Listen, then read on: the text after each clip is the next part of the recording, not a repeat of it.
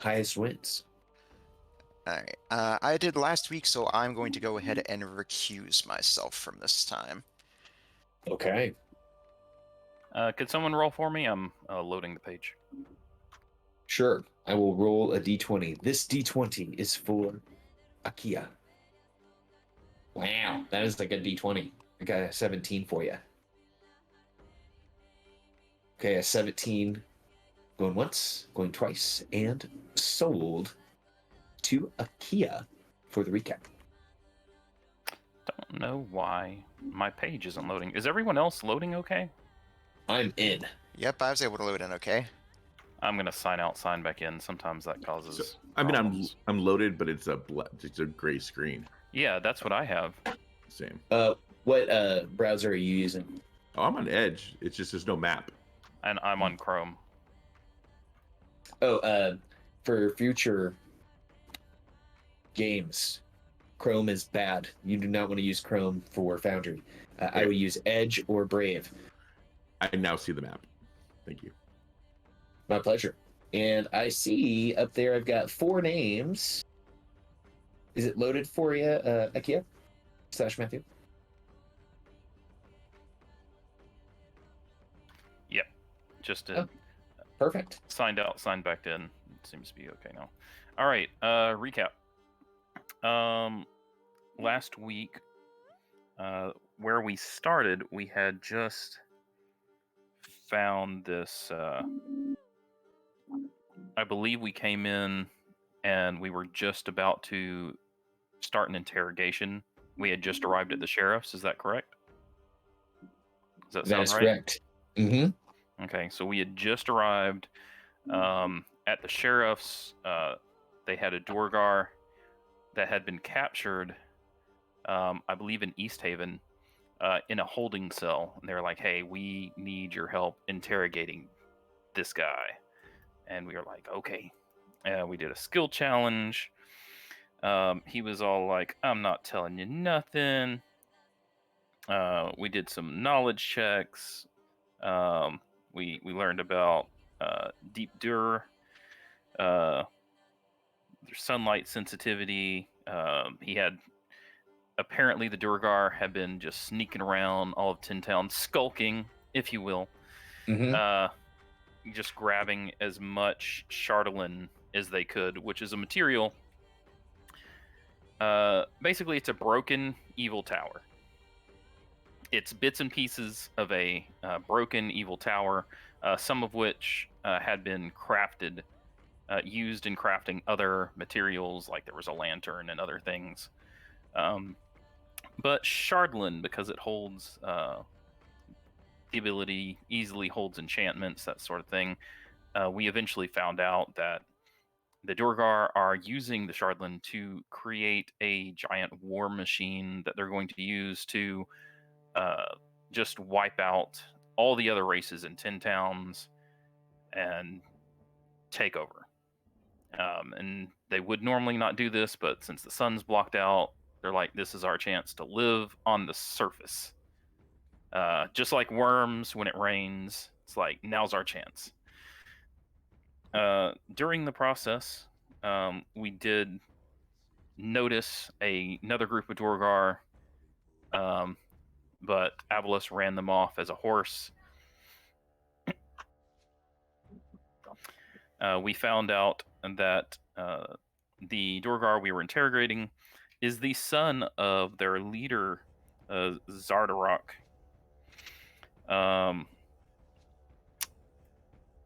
We finished the interrogation, found out the location where we need to go to save Tin Towns. They're begging us to go save the world, sort of thing. We were like, okay, in the morning. So we all went and took naps. Well, some of us took naps. Avalos didn't take a nap. Avalos does not level up to level 5 because they didn't take a nap. Oh, he leveled up. Okay. In more ways than one. And everyone went about their ways. They did their different things for the evening. Talked to their individual people. and then we leveled up to level 5, and then we met at the inn in the morning. Perfect. Would you like DM inspiration or a factspiration? DM. Perfect. You have earned it. Well, let us continue and let us move into our Thane facts. Thane facts for this week. And we will begin with Avalis. Avalis, what is your Thane fact for this week? So, as you all know, I was raised in the white silence of the frozen tundra by Yetis after my family and tribe fell under the shadow of the Duergar. The stark beauty of the ice and snow my only solace as my world was ripped apart. The Yetis, though they're not creatures of sentimentality, survival in the harsh Arctic does not lend itself to such excess. They taught me to be strong, to weather the blizzards within without emotions. They were a luxury we could not afford. I've never been one to hope, to dream of anything beyond the struggle for survival. For a long time, the concept of more did not exist in my world. The cold, the ice, the hunt. These were my constants. But after traveling with you all, sometimes beneath the winter of my heart, there is a spark that ignites a secret longing for something I can't quite grasp, something more. It is fleeting, much like the sun in the midnight sky, but it is there. That was amazing. Thank you. You have definitely earned your Thane point for this week. Thank you. Thank you. You have earned factspiration. Let us continue to the Lotus. Lotus, what is your Thane fact for this week? All right. I decided to go with something a little bit different from last week. Now, as she's told you all little bits and pieces about her time on the Mind Flayer ship, but when she did finally bust out from the cell that they had her in, she knew the importance of having a good song, to just blow everything apart with. So she knew her phone was like into their computer system, so she had it blasting the song Superhuman from Miracle of Sound, which is a song he did for the boys. Especially because like the refrain really suits how she was feeling at the time. It's like, I've seen the beauty burn, and I'm still fucking fuming. And as the tables turn, I'm feeling superhuman.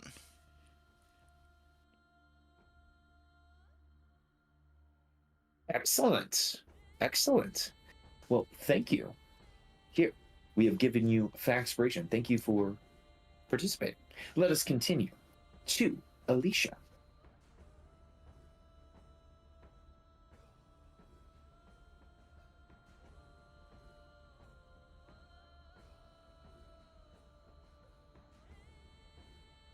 You want to try and think? You want to think of one real quick while other people go? Gaiman's late, so that just leaves me. But I'll go first if you want.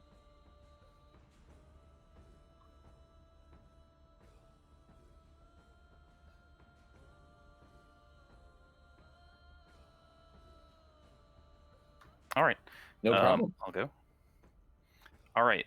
So Akia's Thane fact is that the morning that we're about to enter, they and their newest creation, Kumakyu, are going to head out about 10 minutes into the wilderness in the pitch black, as it normally is, to say a prayer to Auril. And I'm going to share that prayer with y'all as my Thane fact. I love that. Please do. So they arrive, they find a nice rock to set down with, just the oldest looking one they can find. They're going to open up all their vents to let as much cold in as possible, even though they just barely feel it. and they'll start to pray. Auril. Underground creatures called the Dorgar have decided to wage war on your land. They come to destroy all the settlements.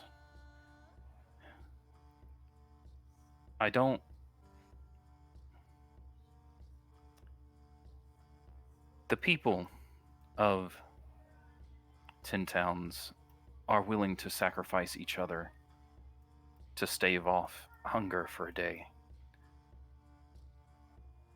Do I really care if a Dorgar and a person of Tin Towns fight and kill each other? I don't know. But I do know that they intend to reshape this land to suit them. The land that you have frozen in its beauty.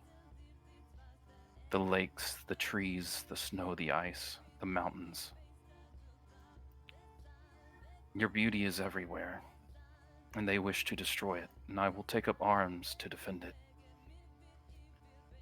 I do not ask that you grant me the strength to defeat the Dorgar, because you have already blessed me, and if I fall, then that just means I was not fit to be your champion. However, I do have one request. It is so dark, but the beauty of ice can only be seen in the light. I have not gazed out upon the sea of moving ice. I have not seen all of the Karn. I have not been able to view the majesty of the spine of the world. So the one thing I ask before I set out is that you allow me to see these things. To see the beauty of Auril, of your land, before I fight the Dorgar to the death. And that is their prayer. That is a beautiful prayer, and who knows? This adventure is called Rime of the Frostmaiden. Maybe you will receive an answer someday. You've earned Faxpiration. Let us return back to Alicia. Alicia, if you are ready. Yeah. This is, man, after something as great as that one, this is so dumb. One of the rumors that kind of came, I guess, when Alicia had arrived in the Tin Towns,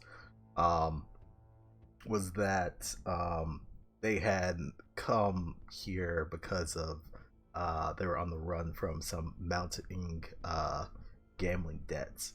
That is indeed incorrect, or sorry, that is indeed false. They don't have gambling debts, but there was a slimmer of truth in that situation, in where they had met a gentleman who did have gambling debts, and had gone to the church for trying to seek aid, and Alicia was one of the acolytes at the time who was trying to assist them, and kind of giving them a couple of things that kind of help them on their way, but then kind of learning out later that that individual was kind of selling some of those items to continue their gambling addiction. So that was an important lesson for Alicia to have learned, to not immediately take someone at face value.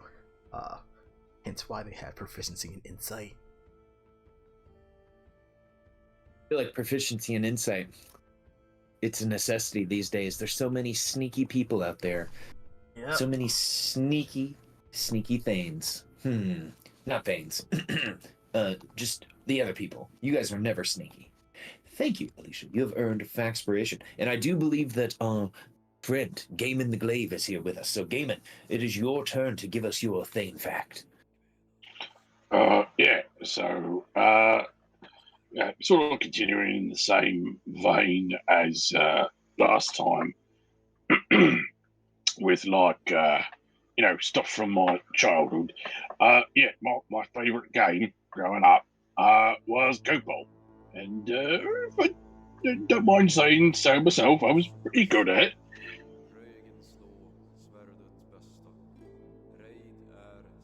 Awesome. Well, maybe there'll be a chance for you guys to play some goat ball in this adventure, given the right opportunity.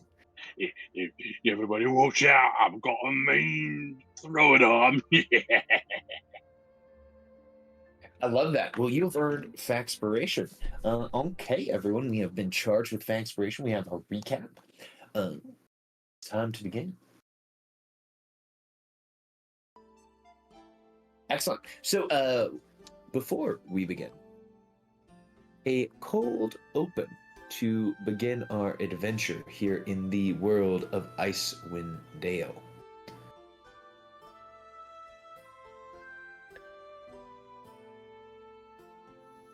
Under the sheen of a twinkling aurora, the silhouette of Bryn Shander stood, battled by relentless winds that seemed to echo the urgency of the approaching threat. In the hall of the town sheriff, the crackling hearth cast shadows across Duvissa Shane's face. And if we have forgotten who that is,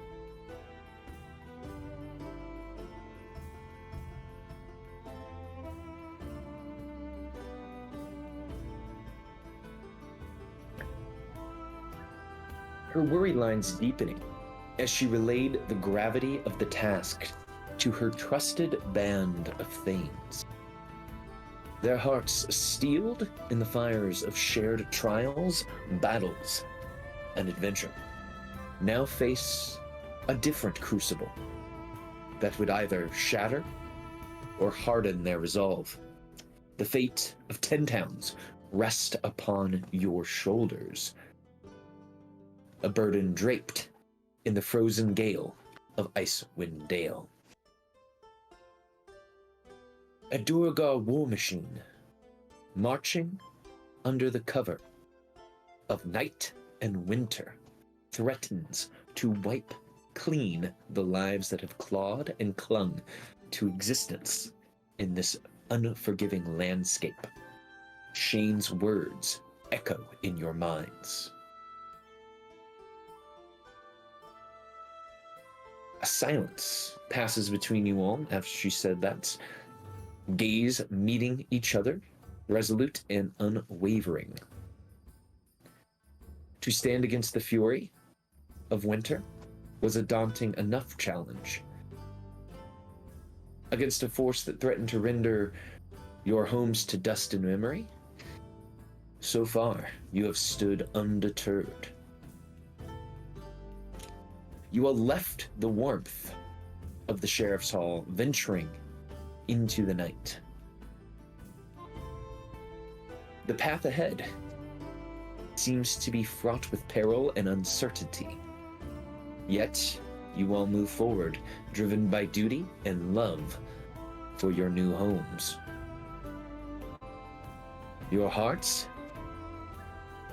beating a rhythm against the cold psalm of Icewind Dale. So, we began or ended last time close to the beginning of the morning. Looks like I set the clock to about 8:30.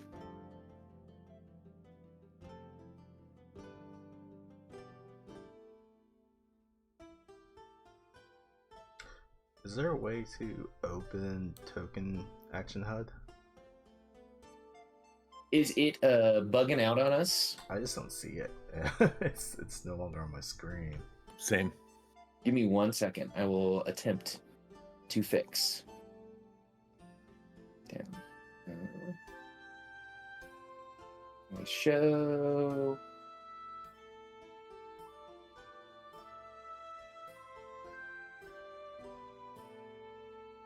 Now, as I'm fixing the token action HUD, enable the HUD, allow HUD, always show the HUD.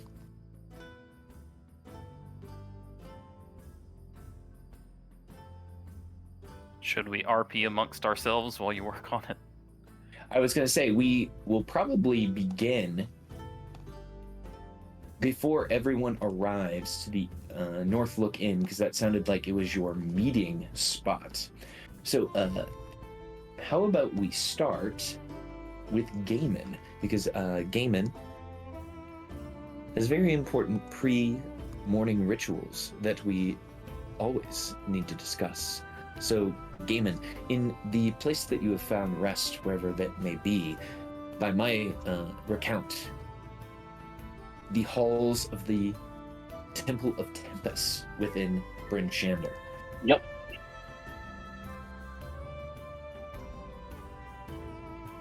How do you wish to proceed with your affliction?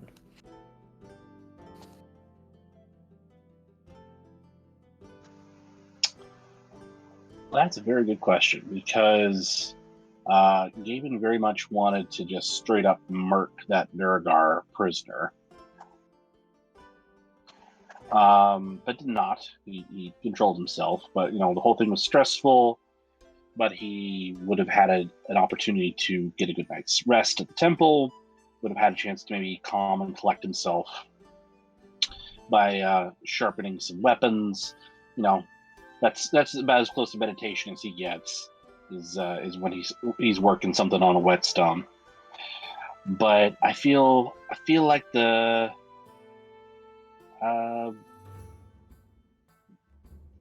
dice need to decide how hungry he is for another hit. That sounds good to me. So, what I have written here. First, can you give me a wisdom save and then a constitution save?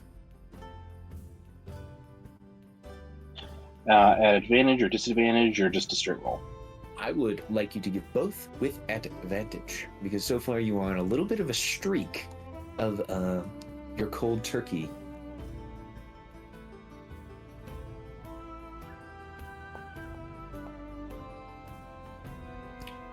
Okay, your wisdom save is almost where we'd like it to be. It's very close. Your con save is perfect.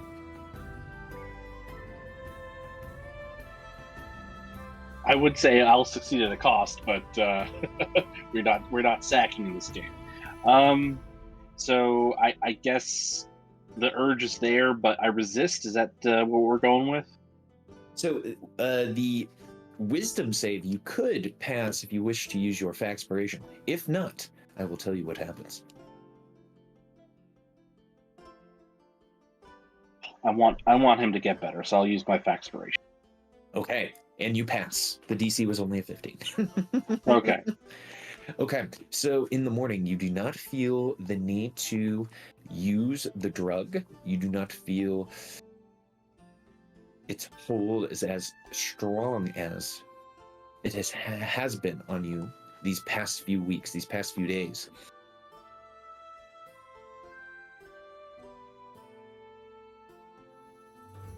And from my recollection here, I'm not sure on how many days you've gone without. How many days have you gone without? I honestly haven't been tracking, but the last time Gaiman used would have been right after we it was after the encounter with the mammoth, and we saved those kids. Oh my gosh, so it's been a few days. Okay. See, we slept in Dugan's Hole after that. Yeah, but we were rolling to Dugan's Hole like early in the morning. Yeah, but we did sleep after that, and then we also slept in Goodmead. And then after leaving Goodmead, we got the iron, and made it all the way back to Bryn Shander and just did the interrogation that night. So the morning that we left Goodmead. So it's been 1, 2, this is the third long rest after that. Okay. Okay, perfect. So you've gone roughly 3 days without. Perfect. I will keep that in mind. So Gaiman, you feel no ill effects. However, your body is still transformed from your usage that you have done in the past.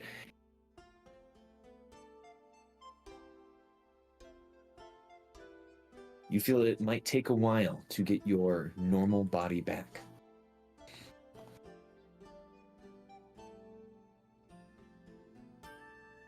And sorry, everyone, there is another reset. I am sorry. Oh, good. It worked that time, though. I finally got the HUD. Oh, this was for a separate issue. If you have played in Foundry, you've probably heard about the calendar breaking.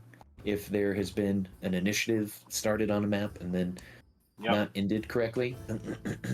Yeah, I'm so experienced that would never happen to me. But yeah, it happened to me. So I had to go in and do a little bit of kicking around with the calendar. You're gonna work now. Okay, so yeah, Gaiman, you are clear and ready. Your head And the HUD's not feels working for me fine. now. The HUD's now not working. Yeah, it doesn't, like the gear and AFK and all those other buttons aren't popping up now. Is anyone else missing those buttons? Like, I had been missing, I thought that's what you were working on fixing. I mean, I'll make do without. Wait, which ones? Yeah, mine's still good. Oh, okay. I'm good. Never mind. I lied. Now everyone is AFK. Okay. Well, Gaiman, you are clear to leave the Temple of Tempest, the acolytes of Tempest. And we spoke about this last time. They have stopped fighting and battling because they have gotten serious injuries, or they have gotten too long in the tooth to feel that they are still effective when it comes to combat. So most of these acolytes are very appreciative that you are there just so that they can be in your presence, the presence of a warrior.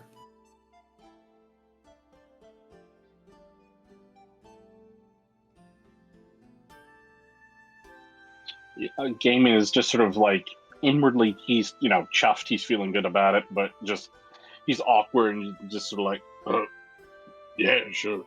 No problem. like again, he feels most at home when he can be with his thoughts and working with a whetstone. I love it. Okay, well, Gaiman is free to exit and then meet back up with the other members of the Thanes. Thank you. Okay, well, let us continue on, because we are on the morning of the 3rd of Marpanoth, to Avulus. Avulus, would you have snuck out in the middle of the night, or are you not a rude boy? So Avulus would have stayed all night, but he would have woken up before Mashan, if possible. And he gets up half naked. I mean, he puts on the, PG, required clothes. Like his, I don't know, underlayer of pants or something. And kind of quietly leaves the bed in the room and actually looks for Alicia in the early morning. And this would be after the sun has risen, just before, like the equivalent of, I guess, maybe like 7 o'clock in the morning. Oh, Sure. Alicia would have been up already. Crack of dawn, or whatever equates for crack of dawn, and is just in front of the. If this is still the House of the Morning Lord, then they would be in front of the statue that's there, and just in the middle of prayers. That you probably have your prayers interrupted by a clumsy Avulus who probably stumbles over something, and if you turn to see him, he doesn't even turn. Just says, "Good morning, Avulus." Oh, yes. Good morning. I will let you commune with your god, but then I would like to speak with you if possible. We don't worship the same deity, but if you would like to be here, that's fine. We can speak here. And if you do see Avalis, he does not have his shirt on and is obviously very pale. And his chest and back are covered in these blue scars that symmetrical, look almost like have some sort of ceremonial or ritualistic purpose, most likely, but obviously look very, very old as well. So, and he kind of looks back to the room behind him that he left. And How was your night? It was very good, but I am wondering, am I now mated for life?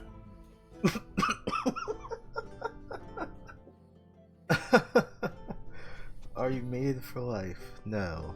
I mean, well, I can't speak for Mashan. Nor can I speak for you, unless you two wish to be mated for life. I can proceed over that ceremony if we'd like. Oh, and he he looks like very, very scared. No, it's just that my kind, the Yeti, they generally when they find somebody, they are with them forever. But I mean, Mashan, she's very special, obviously. She But is. I don't know what I'm saying. I'm sorry. I also realize I need a shirt. No, it's quite alright. I'm just in the middle of preparing myself for the day. It was a little bit of a double meaning where I could proceed over that ceremony. It's like I'm in the middle of preparing my spell slots for today, so I can take that if you want. But It would give you a boost to your AC for a week. it would. There are quite a few benefits from the ceremony. We are about to go face potential doom. Perhaps you wish to prepare yourself. If this was the last act, I feel that would be appropriate, but I think Avalis has a lot more growth before he's ready to settle down. No, that's fair. They're just jesting with you.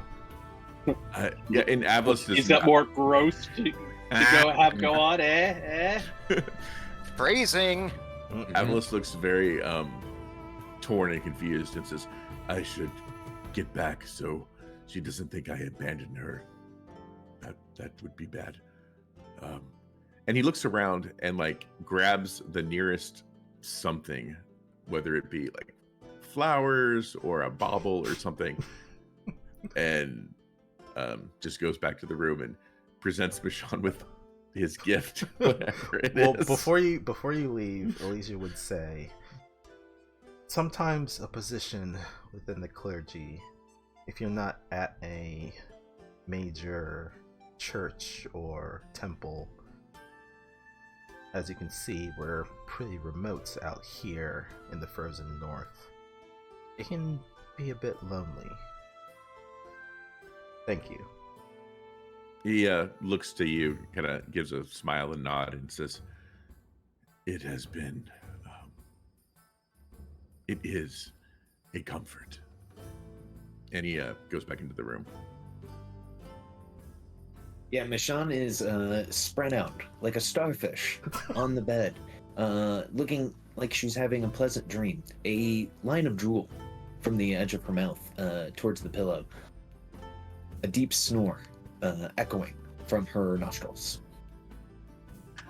Avalis will put whatever you decide he grabbed on the side table and thinks about writing a note, but instead just like awkwardly sits on the side of the bed, like waiting.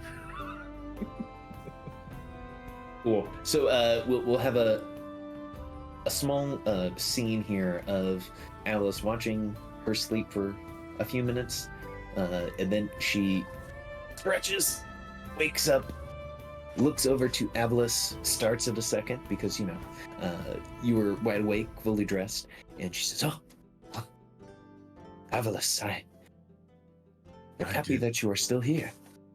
Yes, I didn't know what was customary. I brought you something. And he just shoves whatever he brought from the table out near the statue, or whatever is out near the statue, probably a candle or some sort of token or icon, or who knows what it is. And So you brought some iconography of the Morning Lord in, and she says, "Oh, thank you. I didn't expect a morning gift." Normally, we bring a fresh kill, but I didn't have time to go hunting this morning, and I didn't know if you would appreciate that. he just Oh. looks very awkward. That's all right. This is fine. Thank you, Everlast, for last night. I feel like I needed it, and I feel like you may have needed it as well. Yes, I think so. But I know that you have duties here, and I know that my group, we have to go after the Duergar, and we will be gone for a while. But when I am back in Bridgender, I would like to see you again. I would like to see you as well. Good. Then that is good. And he finishes getting ready, and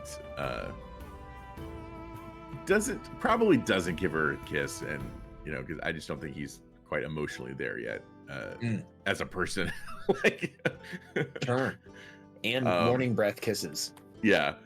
And he will give her a smile and think about saying something, turn around a couple times, and then not know what is supposed to be said, and he will depart and meet up with everybody at the end. Cool. Excellent. Let us continue then to Lotus. Lotus, how would you have spent like that time where everyone had split up and is slowly coming back together? Well, since he and I had discussed it before, and Watto had said that he was interested in moving into my Thane's cottage with me, so I guess we would have gone to the Bouncy Goat to pick up his things and move them over to my place. Perfect. Yes, Watto in his typical librarian voice would say, "Oh, this is very exciting. I can't help but admit, moving in, see that we're taking the next step in our relationship." Yes, I will say that it is nice that I've found this in you. I'll admit that I have had rather bad luck with the men in my life previously. And I have not made the best decisions in my romantic exploration either. It is nice that you're here, and I do appreciate that you said you'd be willing to come home with me. And I don't mean here. Yes, well, this world has little left to offer me, but a new world, a new exciting place. Once we can get rid of this damn winter, I don't see why we can't just blast off into the sky. Oh yes, about that. And once we've gotten in and she's looking around, like here, almost as if she's expecting someone watching, she'll take off the mask and basically lift up the covers of the bed and just like chuck it under there. It's like, she starts. All right, so Watto, I want to ask you a favor. And she'll take his hands. This is a pretty big favor, and I ask you because it's a really heavy thing, and I'm not sure if the others might be up for it. I mean, I will, I'll do anything for you. So what is it? Well, you see, the Flavy told us that the Illithids are still out there, right? Right? He said that they could feel their life essence. You know how Illithids make more of themselves. I'm aware that there's something known as ceramorphosis, where they implant a tadpole into your brain and it slowly consumes your body from the inside out. See, I saw that happen to others when I was on their ship, and every day I feared I would be next, so if they take me, I want you to promise me that you won't let that happen. Are you asking me that if you are tadpoled, to kill you before you turn into a mind flayer? And her voice just stammers a bit. I just don't want to be one of those things. I just wouldn't be myself.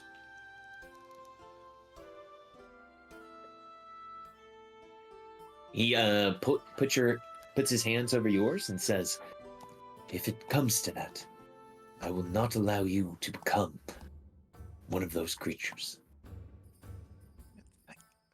Thank you. And then she just holds him tight. And if necessary, what am I speaking of? Of course it's necessary. When we as creatures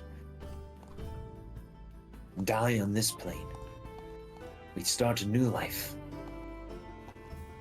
somewhere else. Well, if I'm sending you to a new plane without me, I don't think that's quite fair for me. So I guess after I make sure you don't become a mind flayer, I'll be coming soon after you. She'll lean back and reach a hand up to move some of the hair out of his face. Just look there and say, I'm just now noticing this, Watto, but you have the most beautiful blue eyes. Thank you.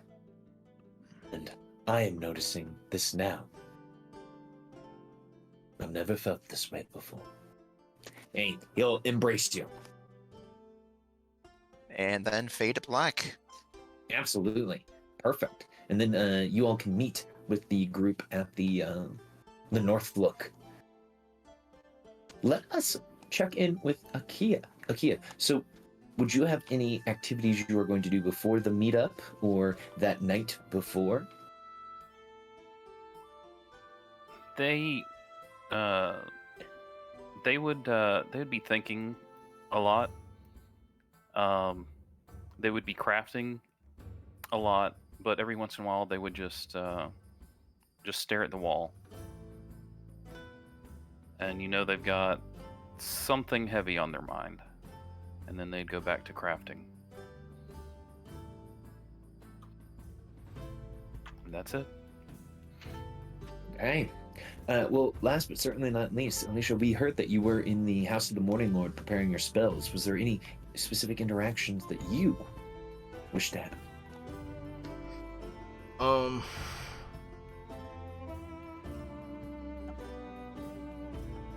I think honestly, nothing really special. Just the normal academic nerd talk between Alicia and Danica of just various topics that come to mind. Though, so, girl, spill the tea. How was it? That would be for Avalis next morning. But did the speaker or the sheriff allow us to take a sample of the Chardolin? Yes, they would have allowed you guys to take any of the samples offered. There was the random bag of just kind of like broken apart Chardolin. There was the perfect sphere of Chardolin. There was the lantern.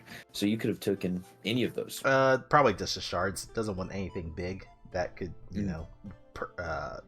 could perfectly be used for something significant. But would just actually, you know what? Instead of just like the random nerd talk, it would probably be more centered around whatever the fuck this material is and what it's capable of. So putting our two nerd brains together, trying to come up with something that makes sense. And then I guess in the morning, after that whole interaction with Avalis, if he leaves the church first, and Michonne comes from her room, would kind of ask her a couple of questions. If she has a spells first. If she has a spells prepared this morning, if she took the time to do so, to help look into whatever this material is capable of. I may I may even just leave a shard there just so they can actually study it a little bit more. OOC, Akia's thinking about three things, and one of them is they are getting hungry for that Chardolin.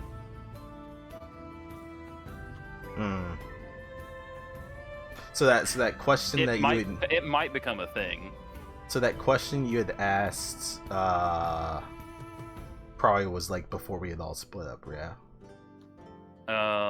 The one in Discord? Yeah, I think so. Okay.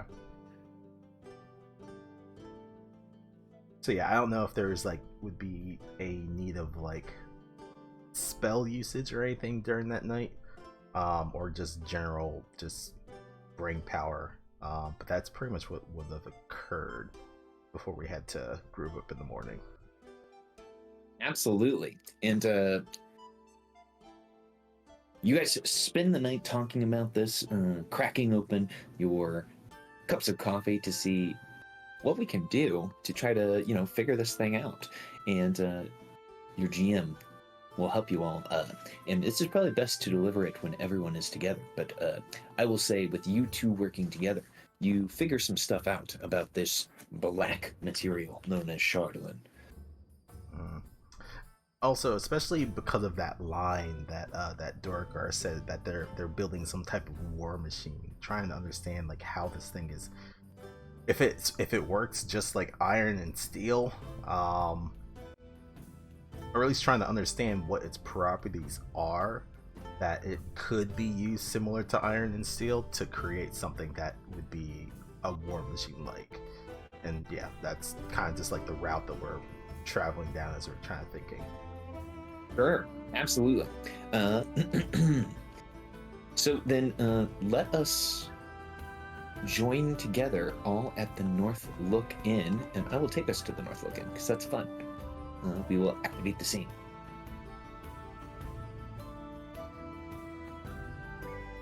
Oh, and if you let me just delete some tiles that I was playing with. Yeah.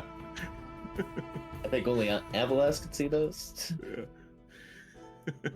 Yeah. Y'all don't have to worry about those.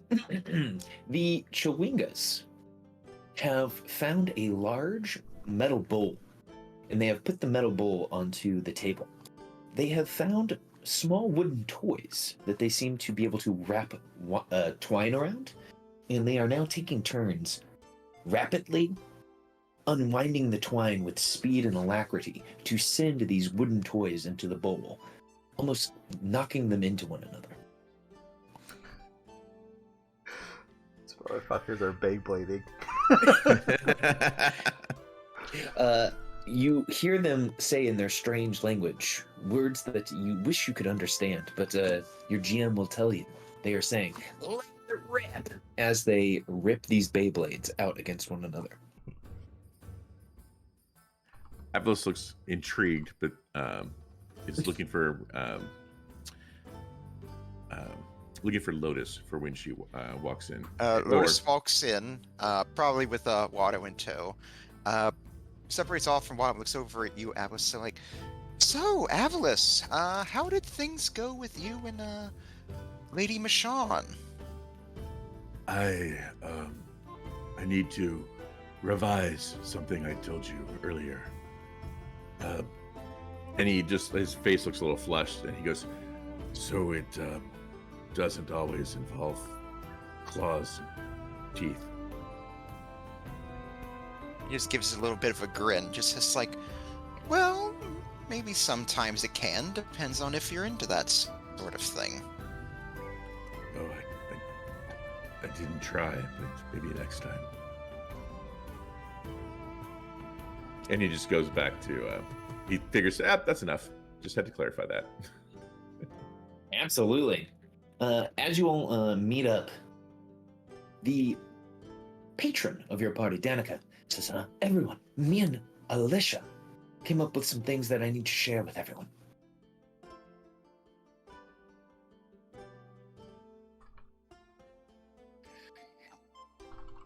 It seems that this Charlatan is possibly more dangerous than we were initially led to believe.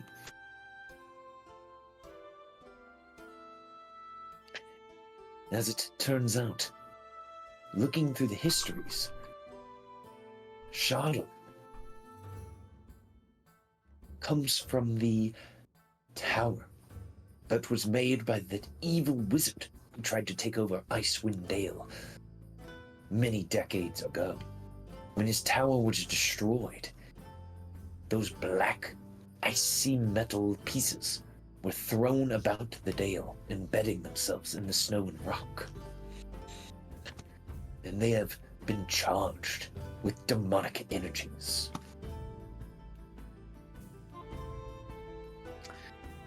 Keeping one on your person could potentially drive you mad.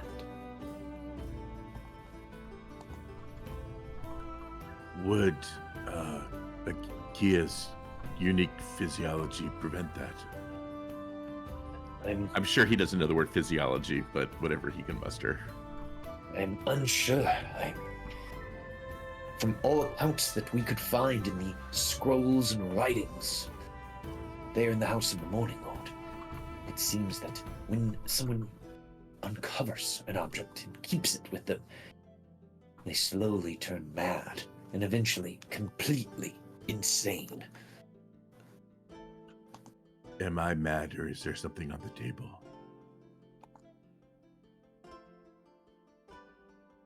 Everyone would look down and see Kumaku. Is that breakfast? I don't believe so. I mean, it's not even cooked yet.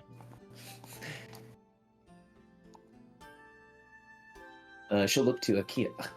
Akia, did we meet Kumaku already? Or has that not happened yet in this timeline? She doesn't say that, but Akia, I think you can this take would it away. be. I think this would be syncing up like what we left off last session. Absolutely. Akia comes in, Kimikyu flies around, etc., etc. There we go. We're sync now. We're in sync. Oh, so it's not food. All right. Friend, not food. Got it. Now, it should be mentioned. I don't want to get anyone's hopes up, but Charlatan has been reported to be a better conduit of magical energies than even mithril or adamantine. But the potential downsides of it are incredibly high.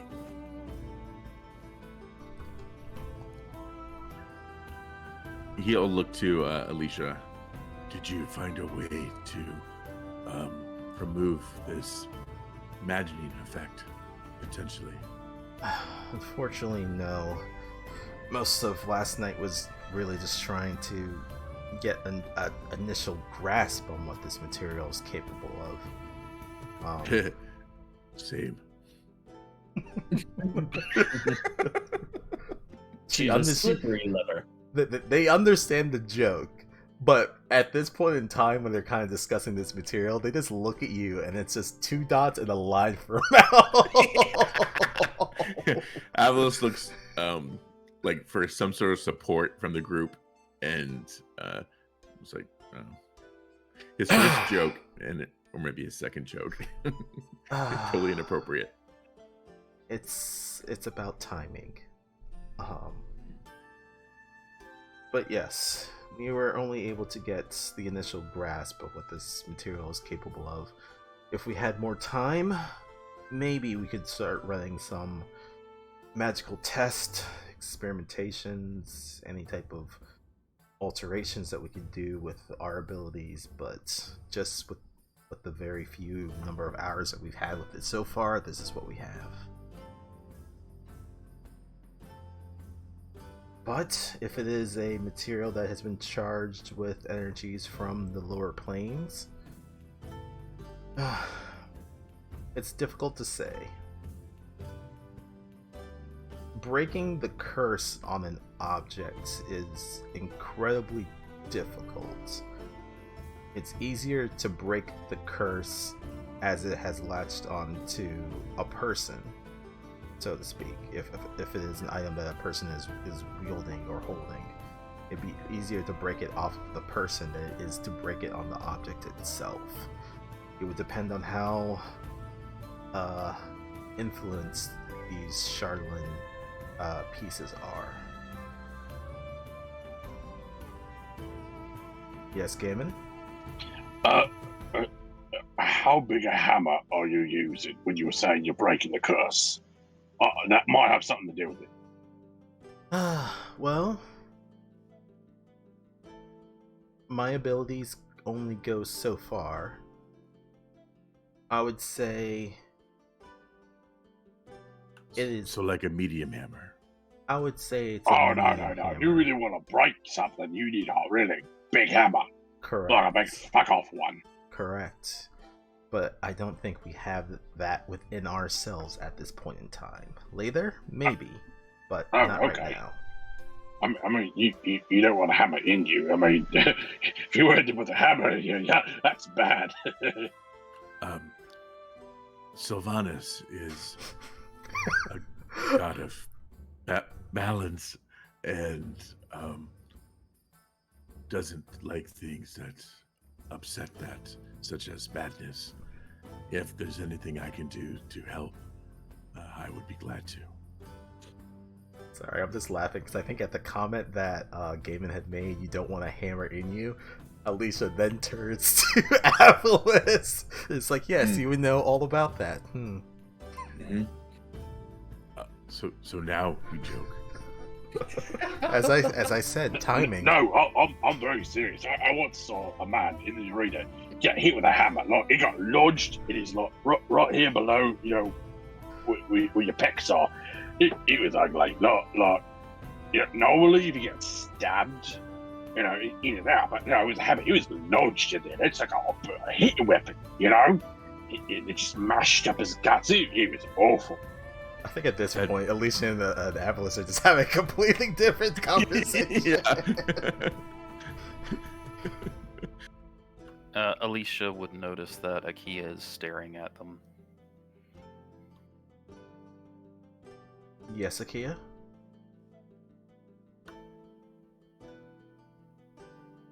Could I hold the Shardolin, please?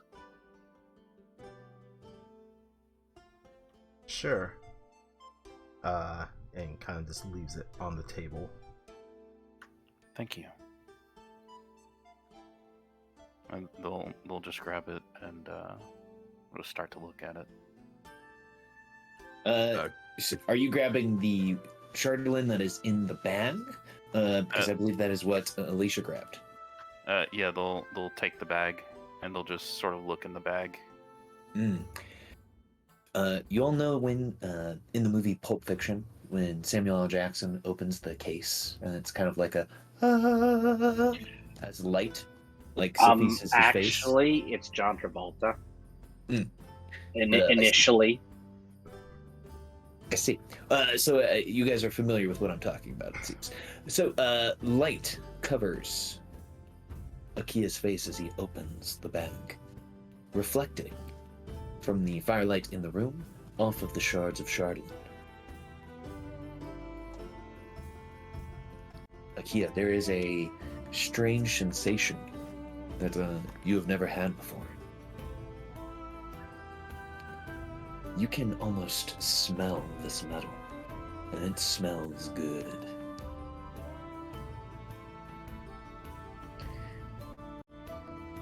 If you are the type of person that knows this reference, it smells like well-polished gunmetal from within.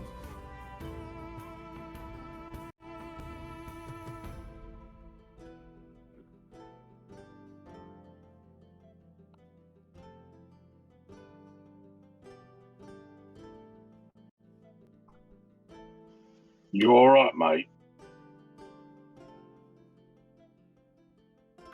Akia looks up, realizes that you're talking to them. Oh, yes, I'm quite well. Really? Because Goes back to looking.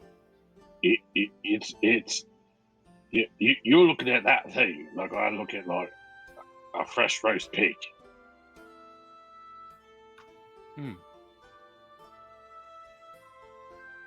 I mean, not like you got like an expression on your face, but it's just like intense, like even more intense than when you're like building shit. Yeah. Well, as Danica said, even it carrying on us could be relatively hazardous. I don't know the best way of... I can put it in something. Modus will speak up and say, I do remember reading somewhere that usually the best way to nullify the effects of these things is to put them in a box made of lead. Ooh, that is true. I guess to an extent. Some detections are hampered by lead, or I guess thickness of certain materials. I guess maybe even the influence of something passing through that material would be affected as well. Kind of like it going both ways. If you're not able to detect something going in, you wouldn't be influenced by the thing going out.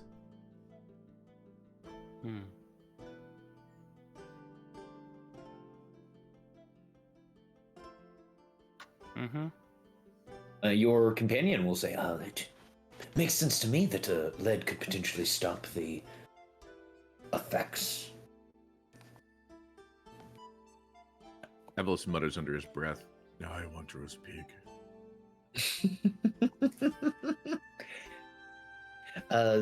As we see the other table, Blart and Oh, these two right. copper knockers are having a full fucking big roast over there. Yeah. Speaking of Numberknocker, he's actually looking for the opportunity to jump in because it seems like he has some news for you guys. Oh.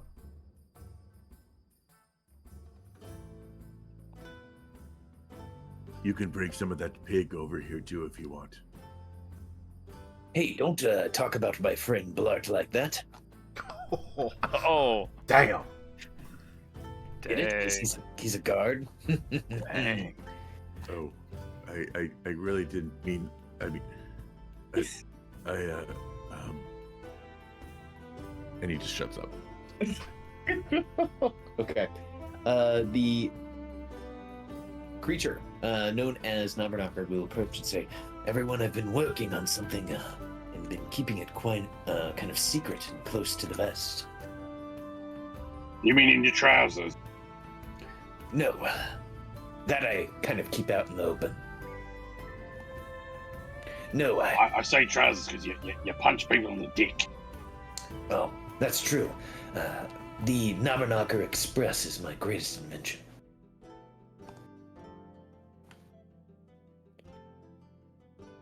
But, I digress. I have been making booties for our sled dogs. Oh, that's cute. Yes, I heard tales of a pair of, horseshoes that can improve the performance of horses.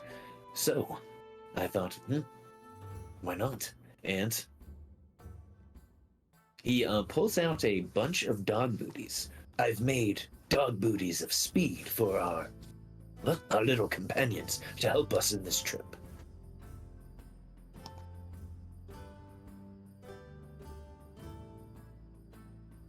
Aw, they're adorable. And he has 16. Well, I guess they would be 32. He has a lot of dog booties. So if we had 16 dogs, that'd be 4 booties per dog, Yeah. right? So that'd be what, 64? Am I doing that right? Yes. No. Wait. It's a There's lot. of It's a booties. 6 lot. dogs per team, 3 teams, 18 dogs, 4 legs, so 18 times 4. Okay. He's got a lot of booties, everyone. It is. This motherfucker is carrying around a bag like Santa Claus of just booties. Mm-hmm.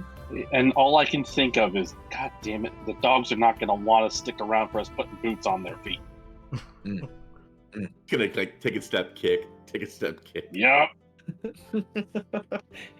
Let's hope that they like him. And he says, "Everyone, is it okay if I go starting applying the booties to our doggies?" I would go to Zenith first as the alpha. Get his, show him the proper respect. True. And I should put the booties on Zenith first. Okay, so get started. I feel like that's going to be a very long process.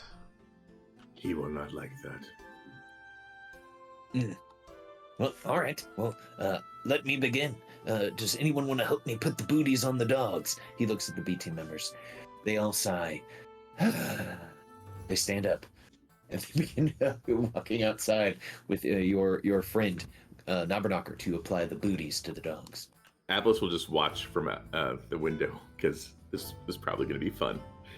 Oh, it is exactly as described. It is pure physical comedy as these, well, let's just say they're not the most well-trained with working with animals, are trying to get them to wear these booties.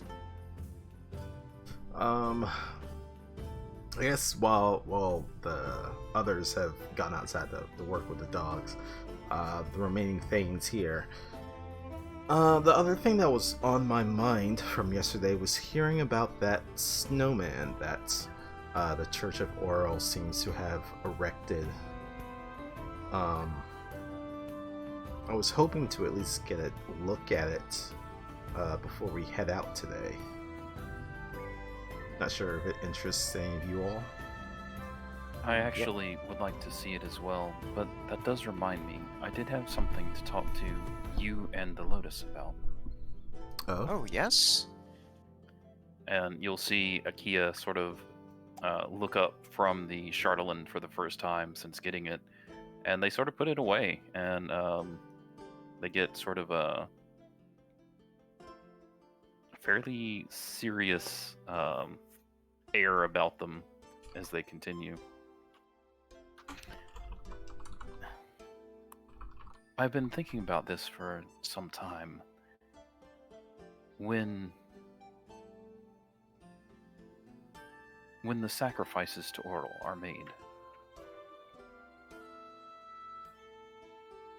I know that I don't eat and I don't get cold, so I don't really have much ground to speak here.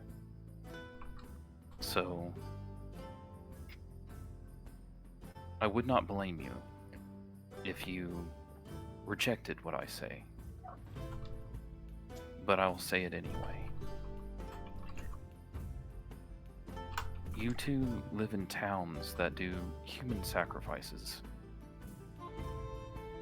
Large populations decide to sacrifice a few so that less people go hungry. In the small town, sacrificing food means only a few people go hungry. But in a large town, that would be much more total suffering. However, by living in these towns, you are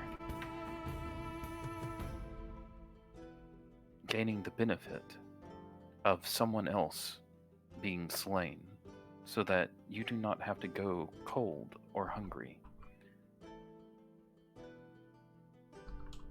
I do not wish to think of you two as murderers, but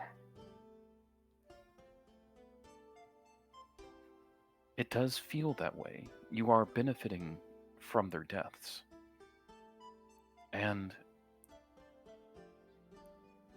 if you would be so inclined, I would feel better if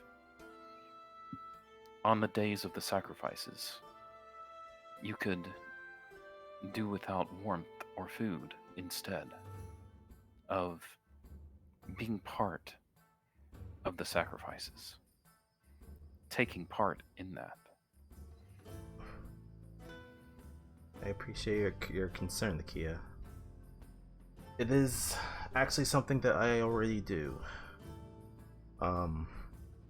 As I have already told you all, I am very much against the idea of the human sacrifices. It is, well, in my eyes, not the right solution to go about this, but until recently I didn't have any idea of how to bring an end to this eternal winter. So yes, during those days of when the sacrifices were occurring, I mean, aside from having to be there to at least witness, and well, bear witness in Targos, to those that are sacrificed, and then having to deal with their remains afterwards. I usually spend the rest of the night with no fires within the temple. Or at least, I'm not even sure the best way to say this, but to, I guess, give some kind of, I mean, it's not even honestly even on the same vein of losing a life, but if it's what I can do for right now, it was the best solution that I had.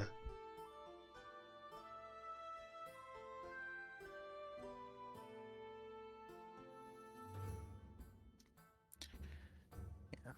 As you two speak, Lotus is very deep in thought. You see her just occasionally taking a puff from her cigarette, and as you finish, Alicia, she lets out a long drag, and she...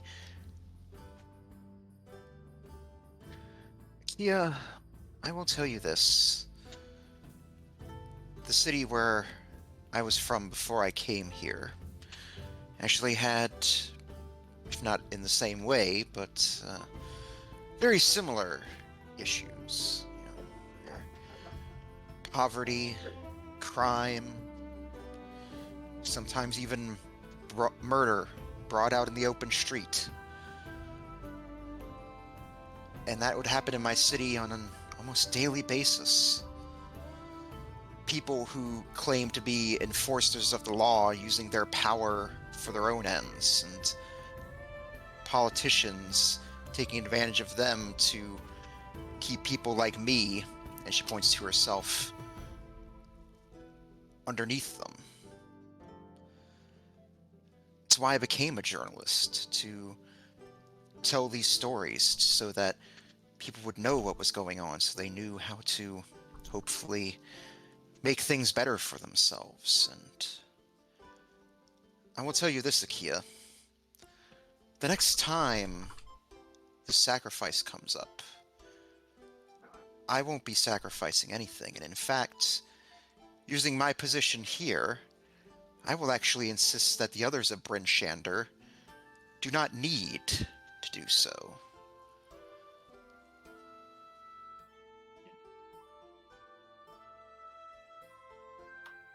Akia will nod at that. They won't have anything to say about it, though. They'll just consider your words.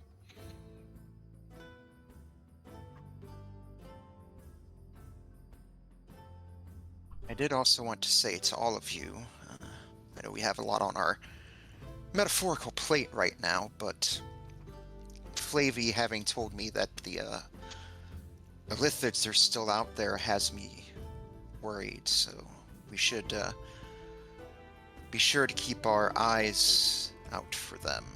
They are very crafty and very intelligent, so we should be sure that they aren't able to disguise themselves.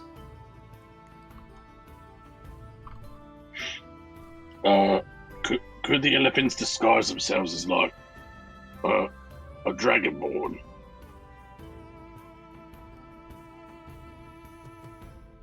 Lotus will glare over at you, Gaiman, and like, what are you implying?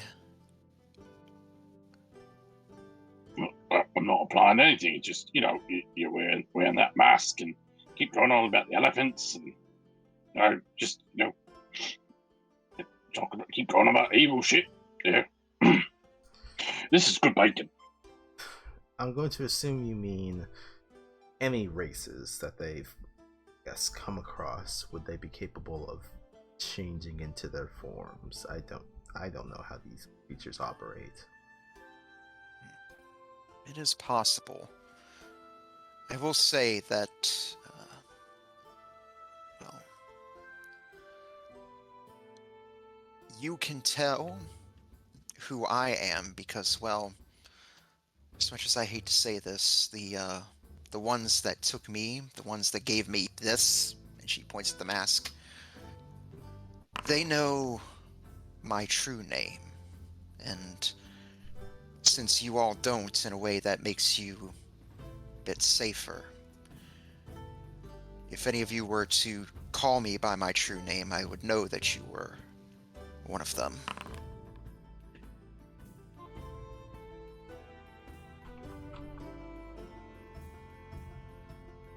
Sorry, I'm just laughing at Orpheus over here.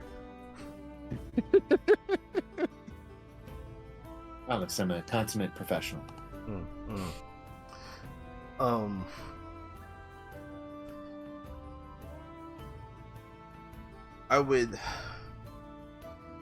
guess it is quite good that you brought this up. Now that we are learning that there are additional dangers that are being brought to 10 towns, I think it's worth it for us to have trust in each other.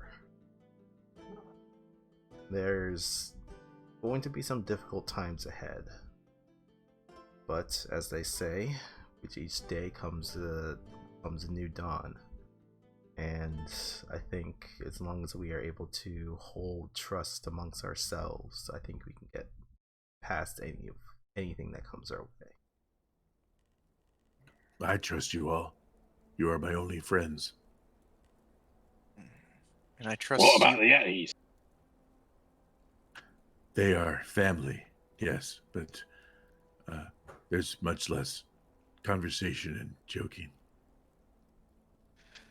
And I trust you all as well. And she'll look to Gaiman and just say, like, and Gaiman, I will say right now, if there is anything that I can say or do to assuage any fears or doubts you have about me, please tell me. I mean, not really. I mean, just don't, do sneaky shit behind my back. Because, I mean, you're wearing that mask. I mean, it's probably evil. Well, Gaiman, you've seen what I look like without it, right? That's why I wear it. Well, I'm not saying don't wear it. I mean, I'm not saying, don't do something that makes you feel comfortable. And I'm just, like, warning you. It's like, mask is evil. The bush is evil. I'm just calling it like I see it. She rubs her chin a bit, and then she'll point at your axe and just say, like, let me ask you something, Gaiman. Your axe there. Yeah. Would you consider that evil?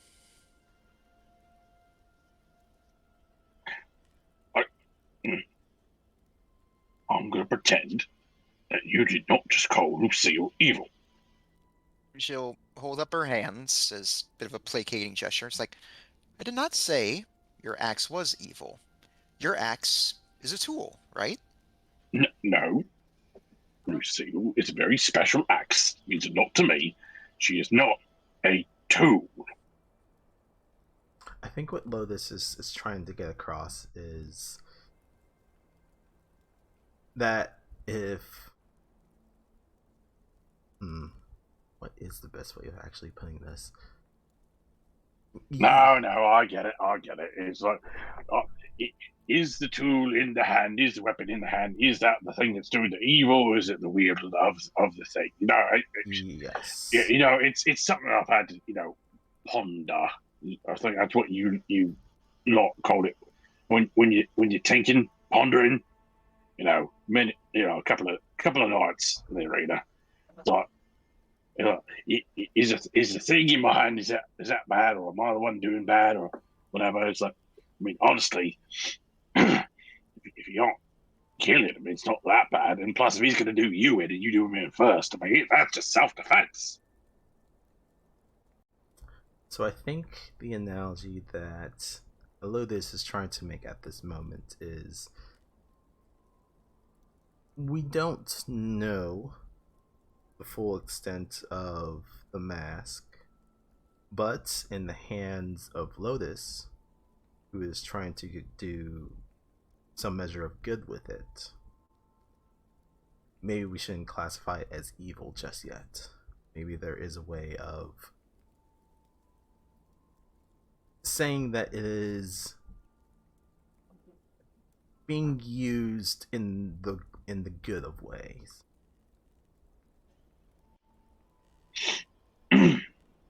All right.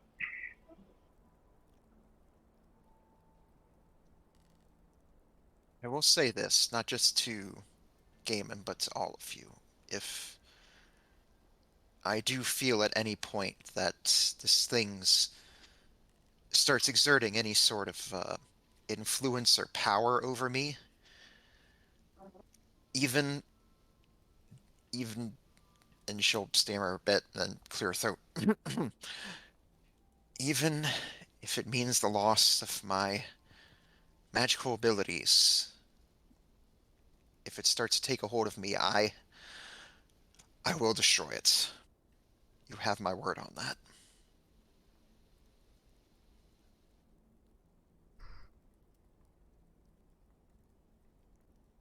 Alicia will just give you a nod.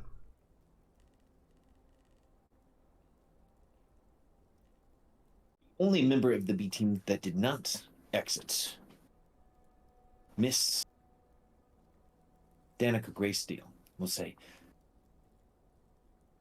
everyone, I know that we can't help but feel slightly nervous about some of the things that have come to light. The origin of Alicia's mask,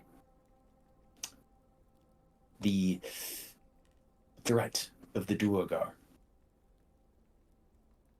among other things.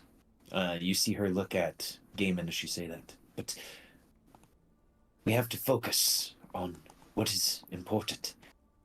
If I remember correctly, you told me that the prisoner said something along the lines that his father will release the creature within a few days' time, or whatever he said he was going to release. I think that was about right. Doesn't give us much to work with. No, it does not. I fear that we must, press with haste towards this challenge that is ahead. But I do deliver some, hopefully, acceptable news.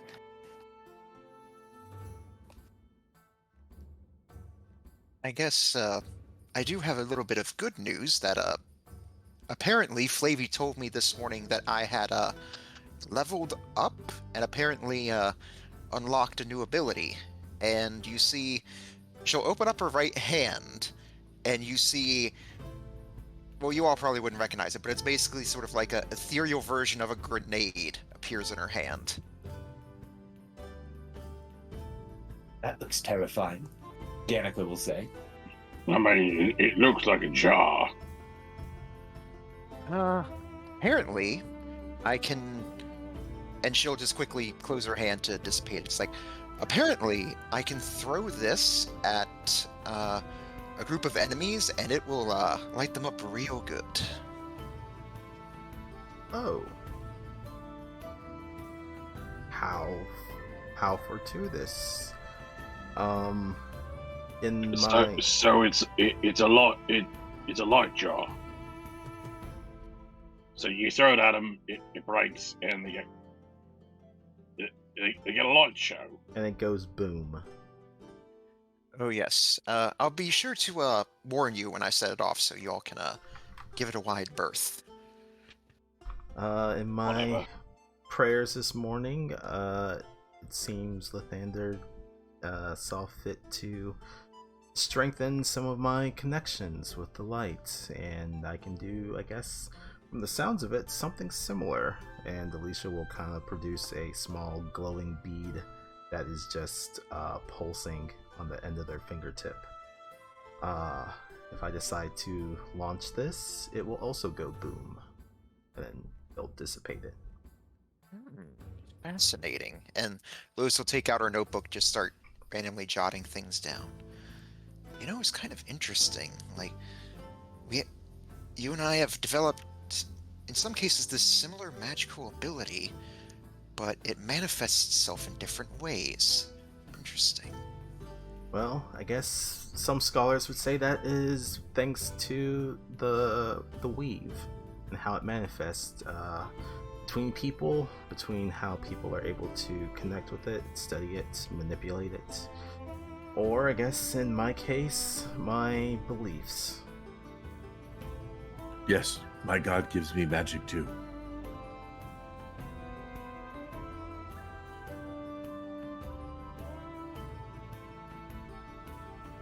And hopefully we'll continue to get stronger as we are needed to help defend this area.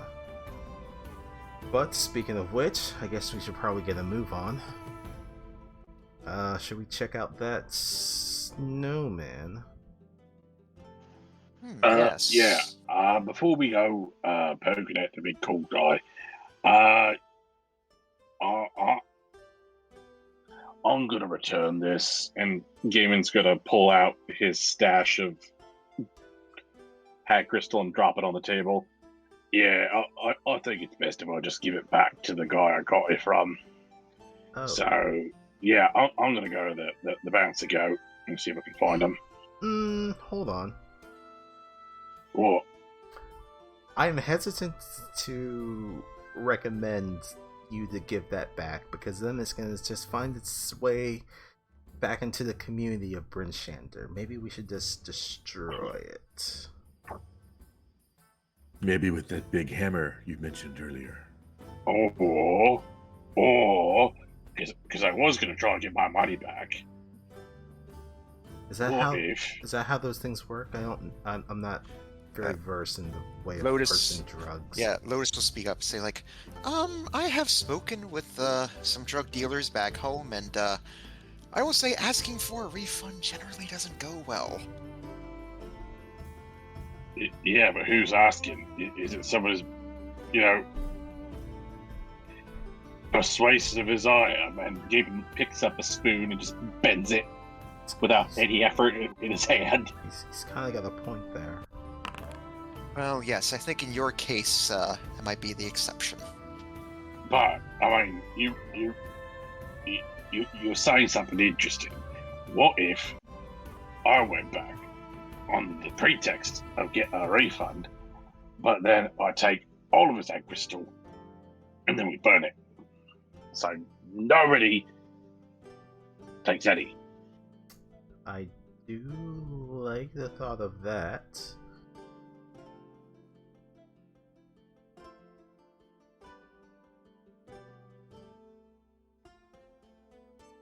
I'm not hearing anybody telling me not to do it, so that sounds like a good idea.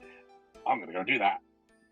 And Gamon's gonna get up, and he's gonna awkwardly shuffle by everybody and start heading out towards the door unless someone wants to stop him. I'll go with you. Using their words if they want to stop him. Mm-hmm. I'll accompany you if that's okay. All right, sounds good. I think Alicia just kind of comments as this gaming is leaving. I mean, less people who are affected by this hag crystal. That's less effort that Rashawn has to put out trying to bring salvation to those that are afflicted. So, if we get rid of this stuff, it'd be helpful.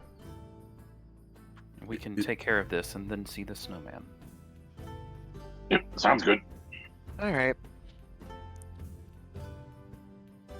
And everyone is heading to the bouncy goat. I just wanted to announce, everyone, I will be staying back from going to the fortress. I would like to coordinate with the other members of the Moon Maidens around 10 towns about this threat, just to prepare any defenses that we might need to have. Oh. This is Danica talking, yeah? That is correct. Oh. No, that'd be good. We could use some additional support if you're able to provide it. Yes. I can't shake the bad feeling that I have in my gut about this. Is that a bad feeling an emotional one, or did you get a bad piece of bacon? Yes, I hope that it's my emotions, but maybe it would be better if it was the bacon. Bacon can be bad. Pull the other one. There's no such thing as bad bacon. Well, I guess that depends on how you cook it. I mean, I'm the sort of person that likes my bacon thick and crispy instead of limp and ineffectual. Why do I get the feeling we're not talking about bacon anymore? If you're able to get word to us once you find out something, it'd be most appreciated. Alicia will take Danica's hands and just kind of clasps them and just give her a nod. Absolutely. I can cast the sending spell. When I learn anything, I will try to send to you. Thank you. And all right, it sounds like you all are heading off towards the bouncy goat. But there's more bacon. And he just shoves the bacon in his pocket. Get yourself some pocket bacon. I mean, you don't have to cut over this. I mean, if you want to stick around and watch, whatever the fuck that is with the dogs. I mean, It was I guess. highly entertaining, but I have a feeling that a fight will break out.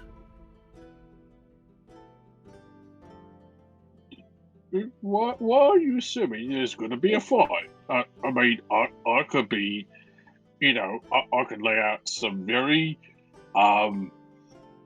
thorough arguments that, change the mind of the guy what sold me drugs.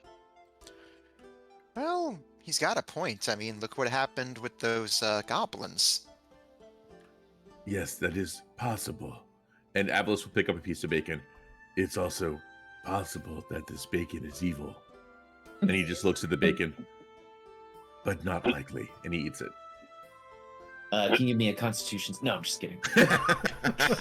He's like, oh, it's bad bacon. When the Gabin is bacon going to have a bites very back. sad and confused look on his face when you just called the bacon evil. He cannot conceive a world where bacon is evil, which is ironic because I personally do not eat pork. but Gabin, he loves himself some pig. When the bacon bites back.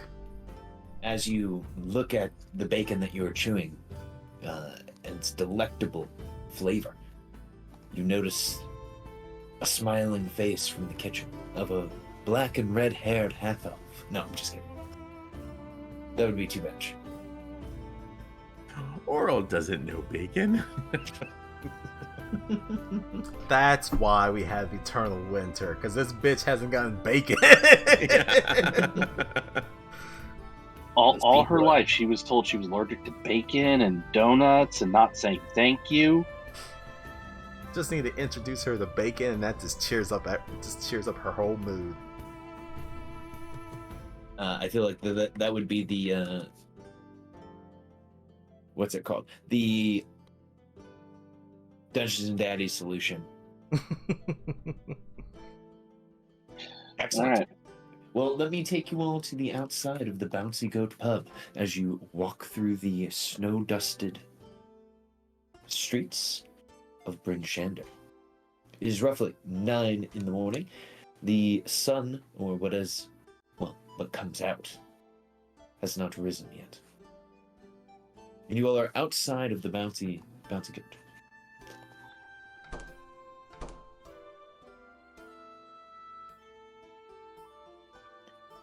You Do are we free go to in- enter Do whenever we you go like. inside?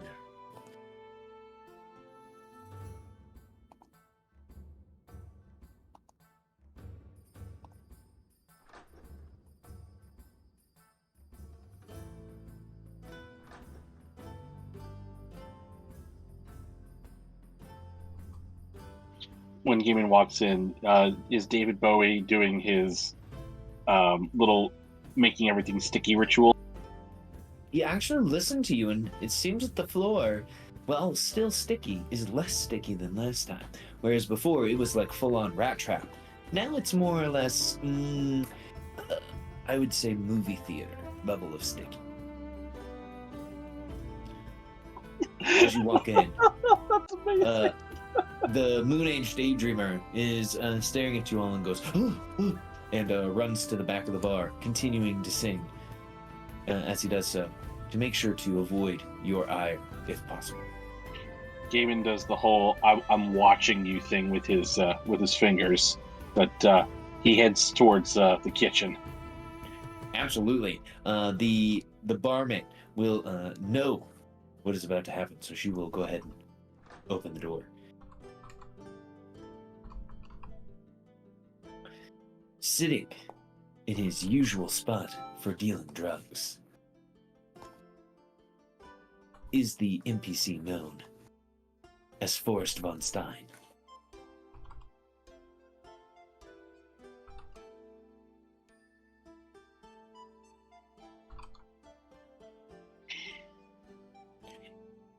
He welcomes you all home. Come back for more. Yeah, about that. Not really. And Gaiman will take out the what's left of the kilo of heroin. Not heroin, hat crystal. That's more like meth. Get your drugs straight, dude. He will take out the what is left of the kilo of hat crystal, and he will drop it on the table between them. Yeah. I'd like to make a complaint to the manager about the quality of this product. It is fucking hell. Fuck. Yeah, I'd like a refund, please. A You can take refund? the rest back. I am starting to believe that you might not be aware of how this business works. I sell drugs. People buy Yeah. the drugs. They take the drugs, and then they come and buy more. I am afraid that I am not in the business of giving refunds, as it were, because, well, I'm not going to lie to you. No one has ever asked for one. And to be frank, I don't think I would ever give one. Yeah, but I'm not the exception to the rule. He looks to you strangely and says, I like the cut of your jib, but I am afraid I cannot offer you a refund because, well, if word gets out that I give you your money back for drugs, then I'm going to have every tweaker in 10 towns coming to me trying to get their money back. And that's just a big problem, you see. Right, so I think the only appropriate thing is, since I broke the rules, it sounds like, would be to, make amends, right? So, like, why don't I make your, what's the word? Oh yeah, I'll make your fucking quotation for the month. I'll just take all your drugs, all of them, right now. All you got. Oh, yeah, well, if you want to buy all my drugs, I'll sell them all to you right now. Great, bring them all now. He looks to you kind of gobsmacked, and he pulls out what appears to be a very large amount of hag crystal. Some would call it almost a watermelon-sized amount. And he puts it onto the table and he says, I didn't think that they paid you Thane so well, but maybe I should try to get myself a job as one. Maybe, turn over a new table. Yeah, I think that's how the expression goes. So that's like all the drugs you got, right? Everything you're looking to sell, right? He looks to you and says, the way that you said that makes me kind of nervous. But yes, that's all I have with me. Gaming would like to try an insight check. Sure.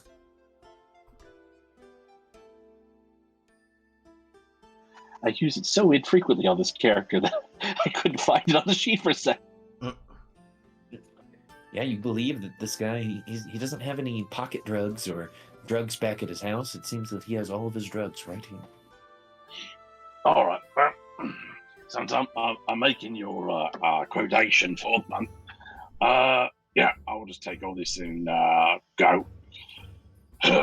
So nobody else has to deal with the bullshit. And Gaiman will pick up the watermelon-sized package and the other package, and he will tuck that smaller package away, and he will turn to go. Wait. You got a paper though. No, I don't.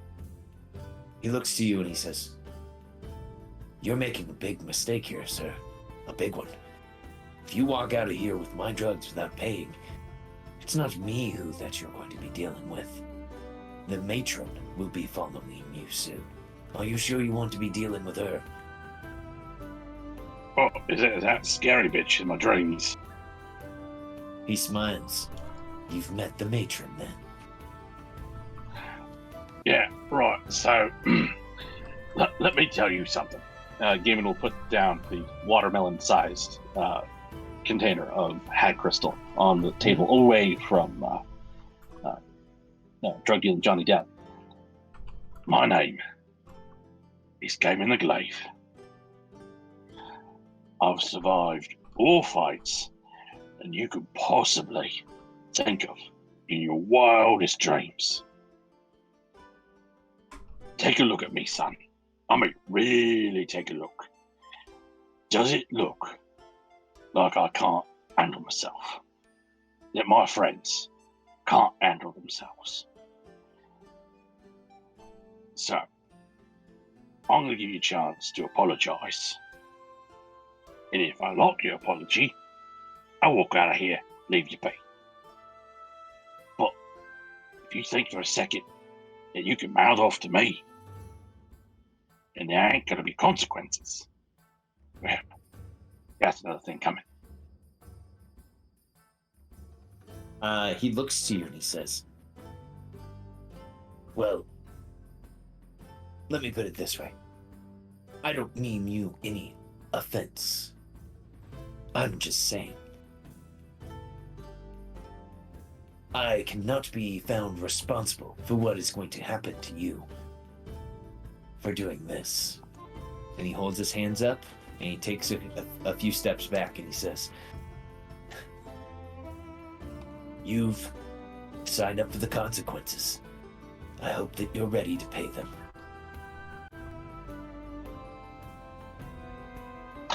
Yeah, I don't like your tone, mate. You'll come with me. And Gaiman's going to pick him up by his shirt collar. He starts to protest. What are you doing? Put me down. I'm going to make what's the word? An enhancement of you. Yeah, I think that's the word I'm going to use. Yeah, I'm going to enhance your image, mate. And so Gaiman has Johnny Depp in one hand, and he's going to pick up the watermelon of drugs in the other, and he'll go out to the main tavern. Oh, this is gonna go well. The tavern looks around, and everyone looks at you carrying Forrest von Steen by the shirt, and they all look surprised. David Bowie says, "Oh man, what are you doing over there? You gotta put him down." Oh, you want me to put him down? You might want to choose your words a little bit more carefully, mate.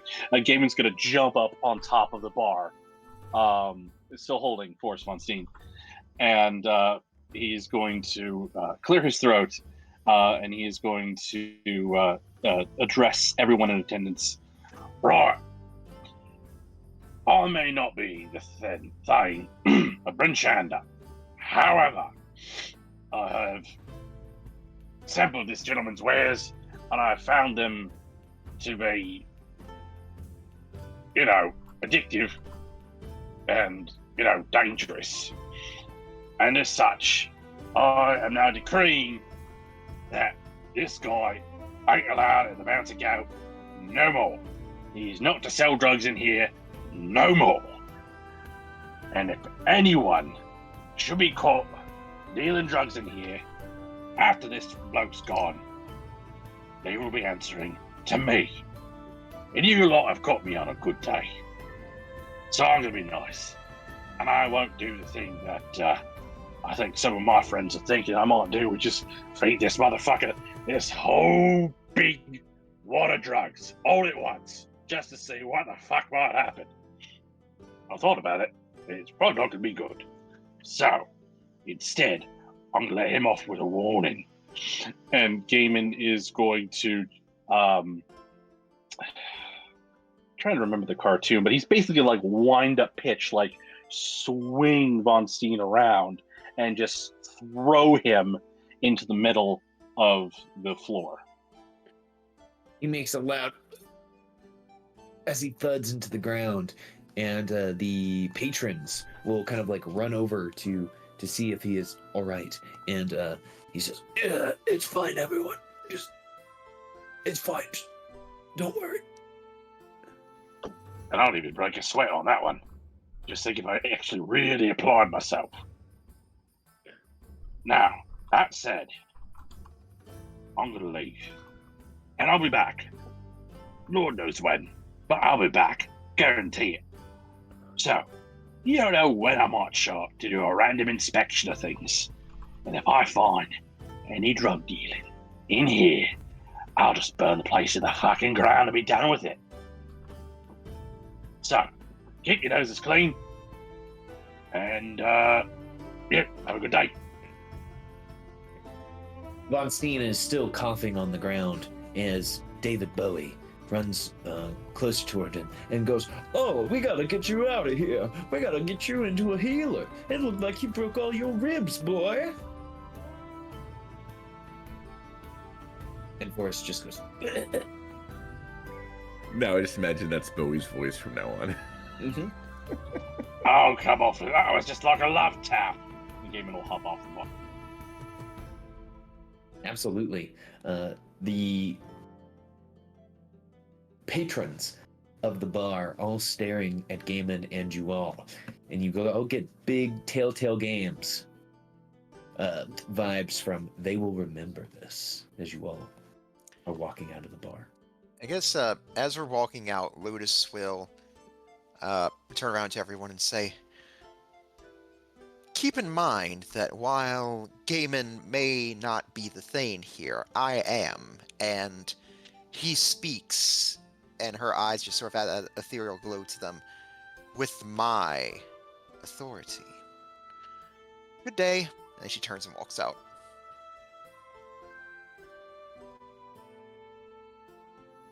I love that. I love it. So as you move yourself out of the bar, you hear someone getting taken out. It seems that they listened to your advice from Gaiman, and Forrest von Steen is being brought out of the building. Oh, that was fun. Who wants to burn some drugs now? I do. Let's do it outside of town, just in case there's fumes and stuff. Okay. I mean, I was just gonna go to the Temple of Tempest. Make it an offering. Burn these drugs, they're my drugs, and just be done with it. I don't know how a god accepts drugs as an offering. Well, my thinking is that this was like a personal trial to realize that it was doing me bad, and so you helped me realize I was self-harming, self-medicating, and I think I begin to understand where this desire was coming from. I don't know if I'm ever going to be really over it, but because it's a personal trial, and I'm still I mean, honestly, I want this, but I'm not saying no, and because of that, I feel like if I burn it and offer it to Tempest, it is a not like a This was something that was hampering your full potential, and by you sacrifice or offering it to Tempest, you could see it as you attempting to overcome this affliction so that you could become the warrior that you're meant to be. Yeah, that sounds good. I mean, it wasn't what I was going for, but I mean, I can't. What's the word? I can't appropriate it. Yeah. Okay. I can't say the words what I mean. But that sounds good. I guess we can just burn these on the way out. No. We can make a stop at the temple. This shouldn't take very long. Okay. You'll notice that Gaiman has noticeably brightened up even more because he got to be both good and throw people around at the same time, and that doesn't always happen. You got to use violence and be good. Mm-hmm. Yes. Chaotic good is best alignment. Excellent. Well, it seems like everyone wants to head off to the Church of Auril and see this snowman. Let me take you all first to the map of Brynchender.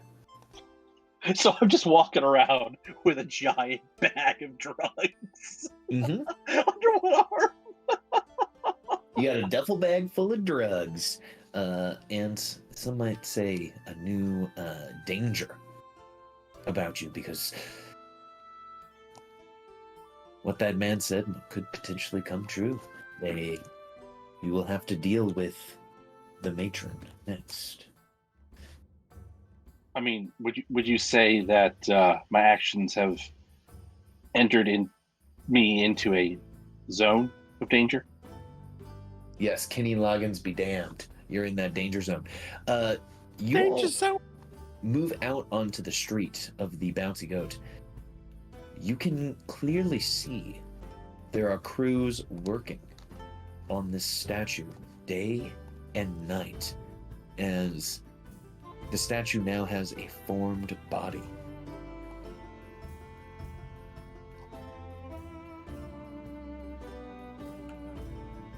I could summon a lot of wolves to destroy that statue. Just as an option. And it is definitely. Is it like a classic Snowman? It is Christmas movie. Okay. I would From like what you can to see, look at the snowman. it kind of looks like this. It seems they are still trying to render the bottoms of the legs and put on the finishing touches.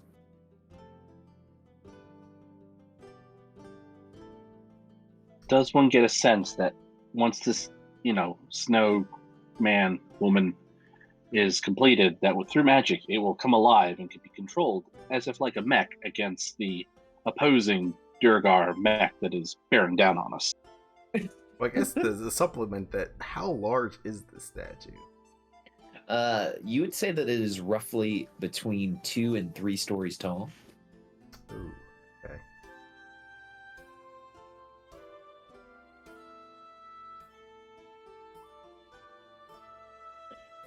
But I wanted to just point out that you guys can see that it is being built and is standing near the Church of Auril.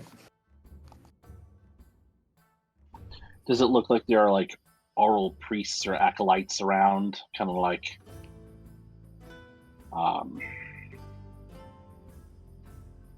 standing guard?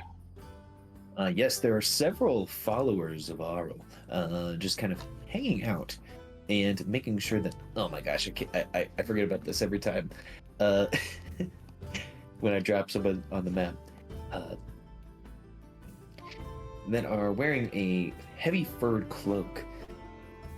Bits of their body that you can see seem to be that stained black color, kind of perusing the work site as this is being constructed, as their new followers are bringing blocks of ice and snow to compact into the statue.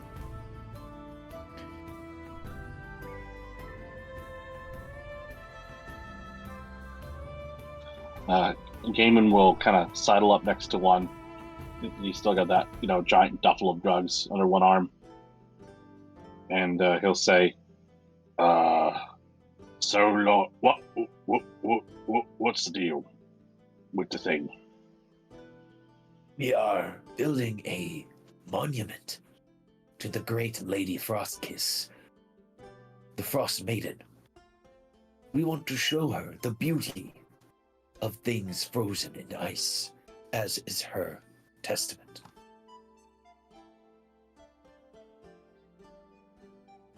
Akia gets basically as close as they're going to allow Akia to before they try and stop them. Or if they don't, Akia will just get within a couple feet of it and just look at it. You can, absolutely. No one is stopping you. They just are making sure that you don't, do a kid at a museum and knock over the Tyrannosaurus Rex. Start drawing dicks all over it. Mm-hmm. Don't tempt me with a good time, Alicia. That was not my Alicia voice. A huge frozen cock onto the statue of Auril, making it some sort of weird Japanese hentai statue. I mean, we weren't going to do that, but I mean, now that you mention it. Oh no, why didn't I say anything?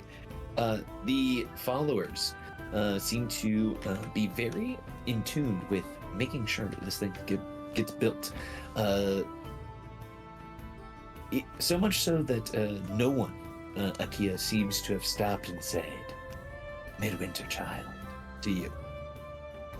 They seem to be heavily focused on this task. Out of curiosity, looking at how they're building it, is it are they using natural fallen snow and stuff like that, or are they respecting the nature of it? Does that make sense? Yes, it seems that they are. Or are they manipulating it with chisels and something unnatural? I gotcha. Yeah, so it seems that they are taking huge blocks of snow that they seem to have dug out from either the town itself or from beyond the gates into wheelbarrows. They're dumping it out, and then they are forming them into blocks using chisels, and I don't know what the appropriate word for this, so I'm going to say a cake level to level them out and to square them off to make the blocks.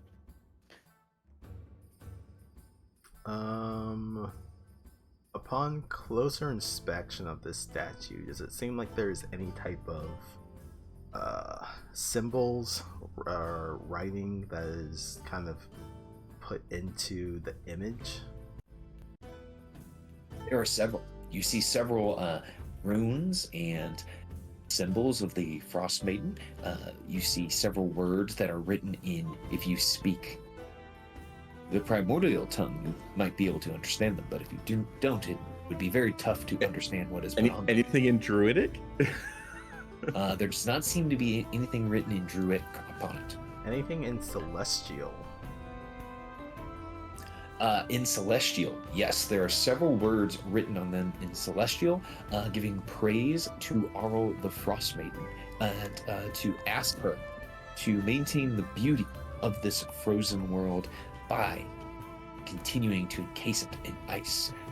For when things melt and when they thaw, they lose their true beauty. And just looking at these runes, none of them, to Alicia's knowledge, could be used to animate this thing. So far, you don't see any runes of animation, but you do see a lot of runes of exaltation and praise to the Frostmaiden. Okay, so this is just more of a religious, what's the word I'm looking for? Like a celebration of Auril, as opposed to, it doesn't immediately seem like there's anything sinister about it. Correct. It only seems to be celebrating Auril and how great it is. And I mean, she is. Nothing else. Okay. I would say Lotus will probably walk up and probably stay next to Kia, getting right up close to it. She'll study it, and she'll actually admire the craftsmanship here. She'll say, "This is some nice work you all are doing here."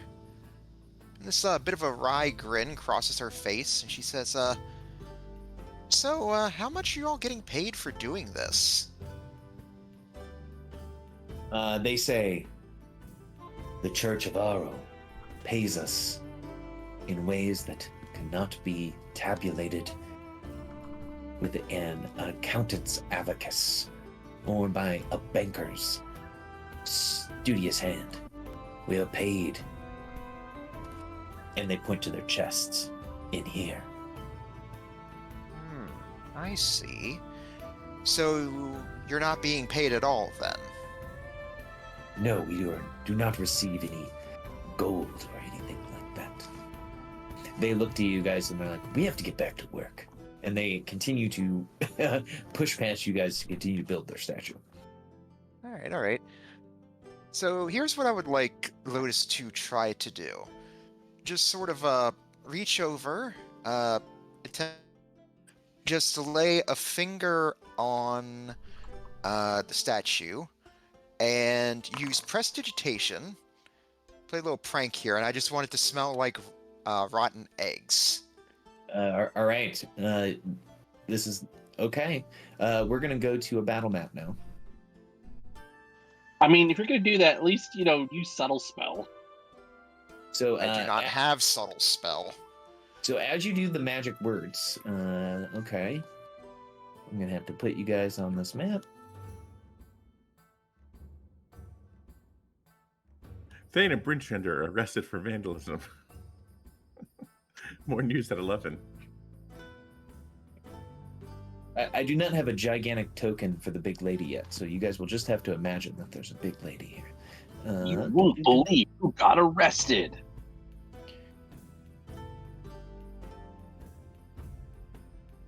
Okay, so you guys should be in this kind of this church courtyard. Surrounding you as the Lotus begins to speak these magic words are several of these followers of Auril, who all kind of like drop what they're doing and begin to pull at daggers on their waist belts. As they are pulling their daggers and beginning to chant words that appear to be that they are going to cast spells against you. A door opens. And a certain half-elf walks out. And she says, "Put your weapons away, follower. Nothing has been done that can't be undone. Get back to your studies and to your work. I will speak to the things."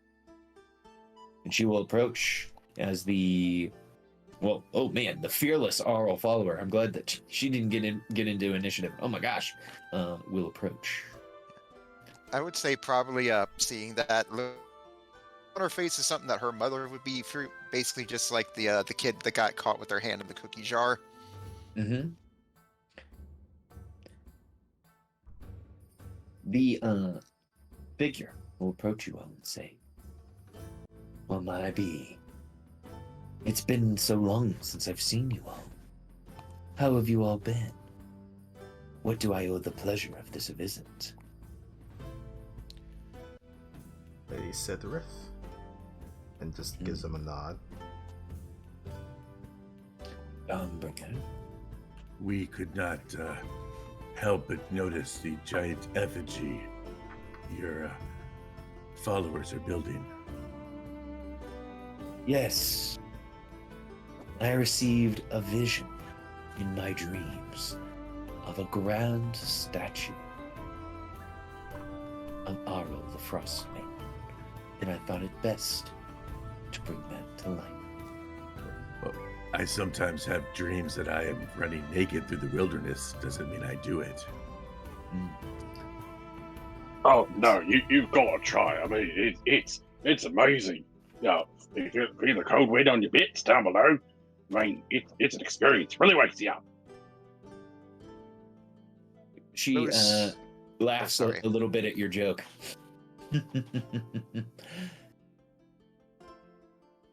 You are right, of course. Not everything that someone dreams of should come to life. But this felt appropriate. So Lotus will compose herself and then look at Syl and say,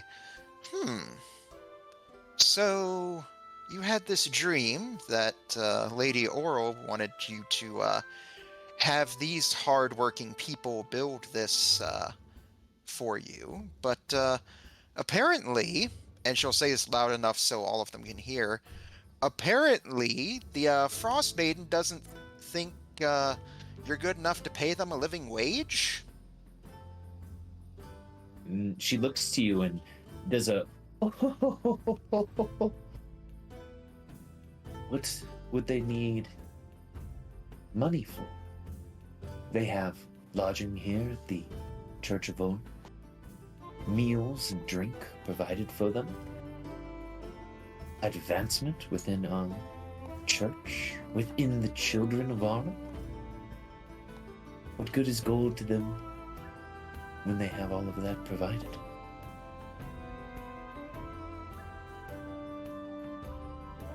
If anyone is looking at Alicia, there's a look on their face that is, I 100% understand everything that she is saying, and I hate myself for it. So you're saying that the Church of Auril does not accept gold as tithes because they have no need of it then? Or do you just spout hypocrisy? I see that you are trying to trap me in some sort of logical fallacy. That's what a hunter does to prey. He does not like her. She looks at you and she does a very quick lick of her lips. And then she says, "Gold tithes are unnecessary. We are supported in other ways. But I commend you for your thoughts." And she looks at you and she looks up and down Avalis as a hungry cat would look at a mouse. She will look at Avalis, or not Avalis, at Kia, because they keep summoning their...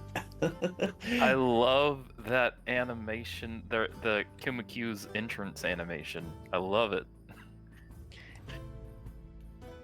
as a midwinter child. Akia will, for the first time, they have not actually looked up at Sybil yet. They've just been admiring the snowman. And Akia is actually a bit surprised and taken back because they weren't really paying attention. Hello. You have blessed us with your presence. It is a beautiful statue. Or snow goddess? Yes, it is a effigy of the Frostmaiden.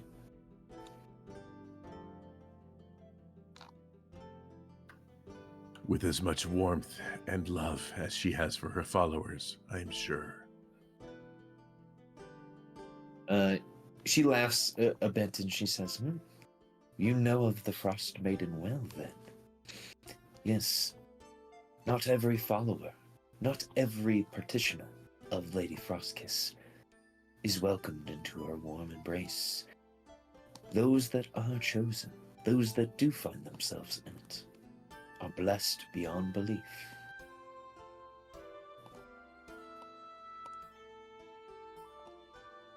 Yes, and what of those that don't? She smiles. And just simply turns back towards Akia. You were saying? I was just saying that's why I came. Just to admire the ice. She takes a step closer to you, Akia. Perhaps we would like to try to connect to the statue a little bit more. Place, put your hand upon it. See what you feel. Akia will hesitate a bit and take in the words and will step up to the statue and place their hand upon it. Akia, you feel a rush of energy throughout your body, as if someone poured a gallon of C4 energy drink into your fuel tank.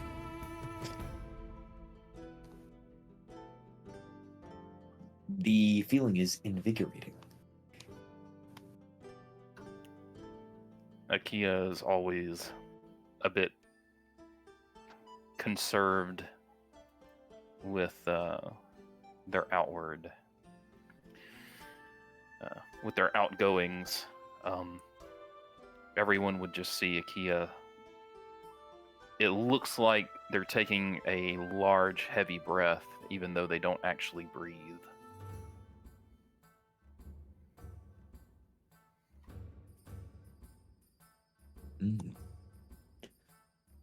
Enjoy yourself, she said. You'll have to come back when it's finished.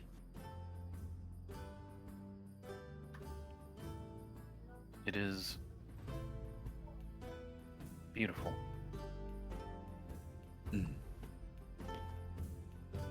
Thank you.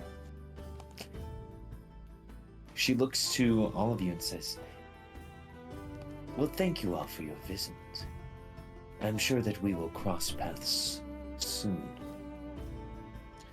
Avalos literally growls. I would like to warn you, Lady Sybil. I have seen others erect statues similar to this in honor of themselves and those they worship. You want to know what they all have in common?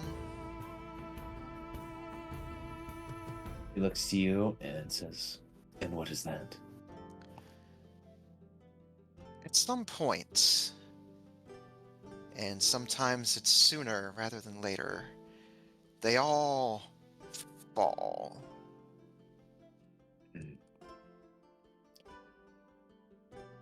Thank you for the warning. Consider it a promise. She smiles and says, Thank you for your visit. You have all warmed my day by coming. She looks to Akia. Hopefully you'll be back again. I'd love to talk to you more about our faith. And she will swap her cloak and begin to move back towards her office. Akia, do you want to take an opportunity attack against her as she leaves your threatened square? No. Okay. Does anyone with reach want to take an opportunity attack? No, I'm just kidding. So Atlas is gonna cast Call Light. No, just kidding. Yes, fuck it. We're killing the statue right now. She's Yeah. so evil. Okay. She has left. The patrons continue to build the statue, bring things up. You see that there are some sculptors that come out of the church and begin to work as well. They seem to have collected a bunch of icicles and are kind of chipping them away, turning them into pieces for the sculpture. I do not like her. I don't either. She reminds me too much of many powerful people I knew back home. She But- owes me an arm wrestling rematch. But, as even my mother told me, you put yourself up on a pedestal, just means you have that much further to fall. Yeah, but what if you're really good on your feet and you don't fall?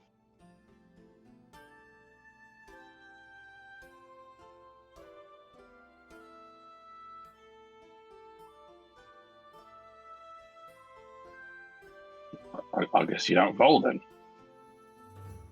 As Avalos leaves the gate, Kumaki will land on them again.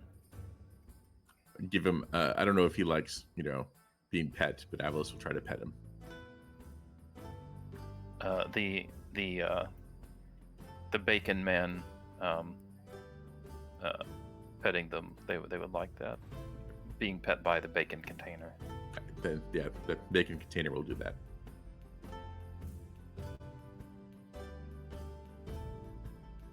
Boy, you not coming. Gaiman is directing this at Alicia and Akia.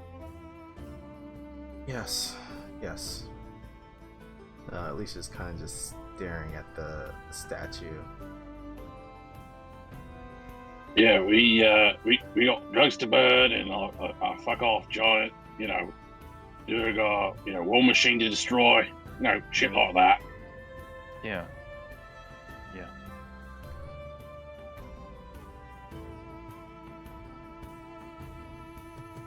Excellent. So, did you have a meeting place, or are you guys heading back to the Northlook Inn to see how your B-teamers are with putting all the booties onto your dogs? I mean, they have our dogs, so may as well back to the Norfolk Inn, and then if they're How done, much Chardolin would you say we have that Akia has in that bag? In the bag, I would say there's probably 1/10 of a pound.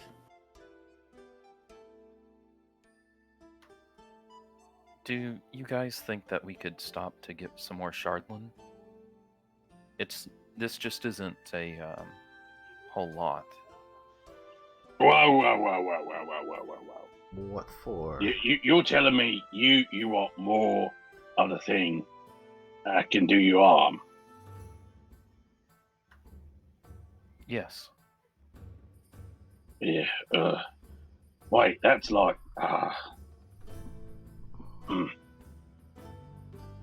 May I ask why? I mean, all right. I mean, it's your business.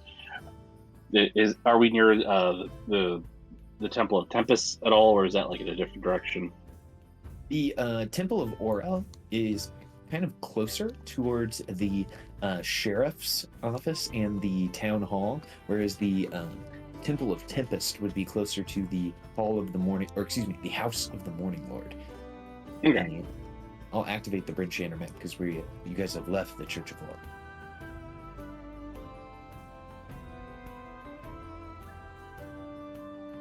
Okay.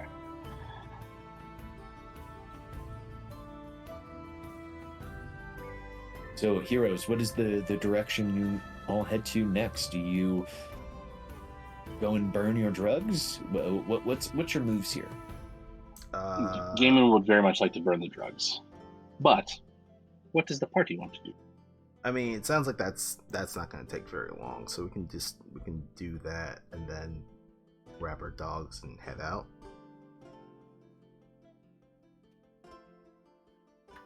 I thought we were going to wait till we got outside the gates for that.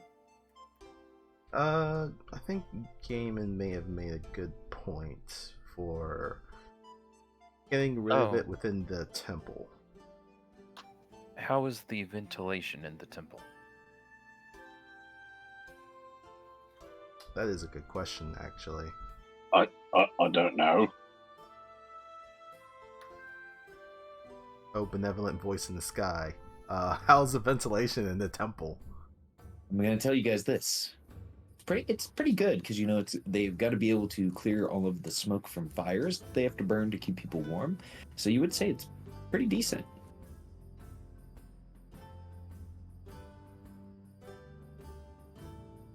Yeah, that seems sufficient. Thank you, voice in the sky.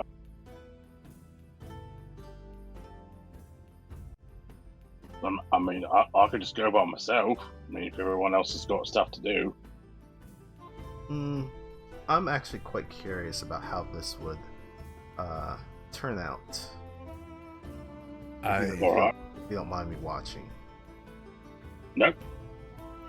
I commend you on your faith in Tempest, and I am fully supportive of this symbolic gesture and offering of your personal growth to overcome.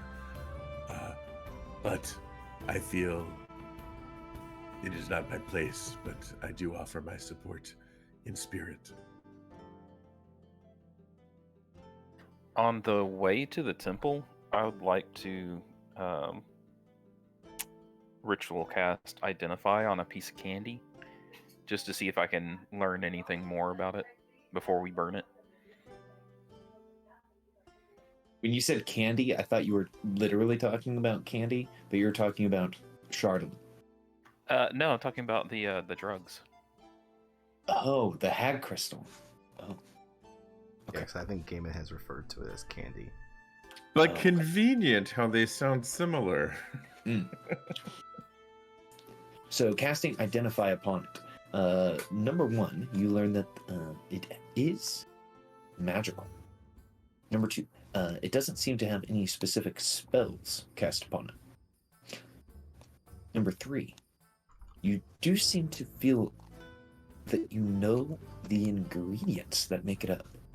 Would you like me to tell those to you out loud, or would you like me to whisper them to you? I guess I'll take them as a whisper, because I don't think Akia would just be sharing any of this unless someone asked.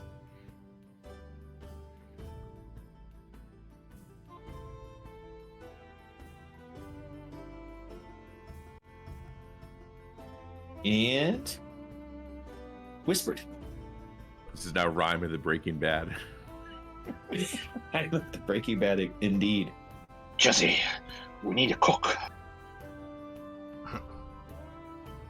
Yo, magic, Mr. White. It's a science. Well, actually, it's magic, bitch. Magic, bitch. Mm-hmm. Okay, that has been whispered. Oh, okay.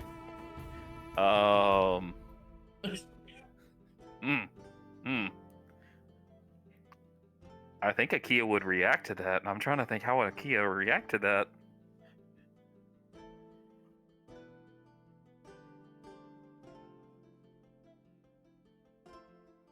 All right, y'all go on. I'm gonna take a minute.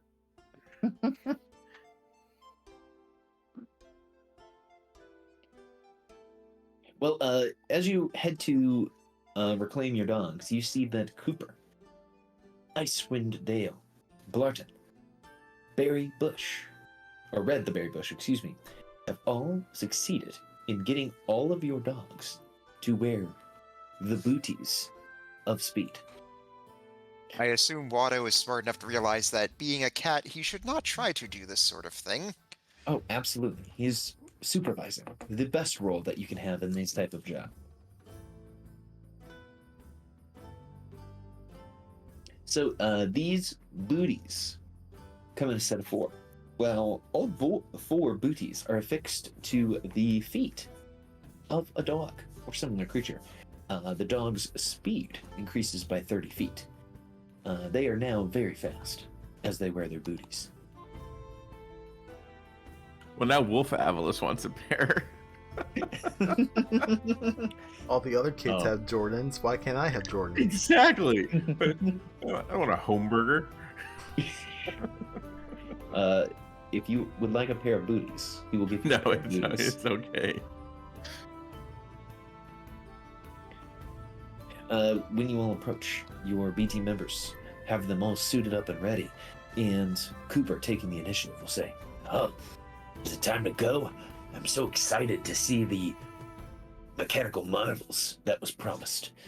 I guess we also have to pick up the prisoner before we leave, but I'm just so excited."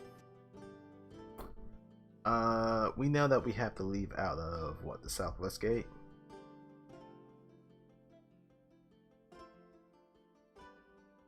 I think. Viewing scene.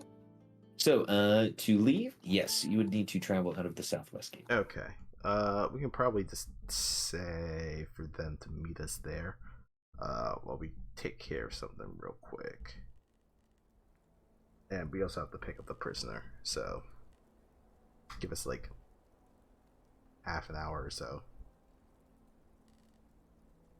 Absolutely.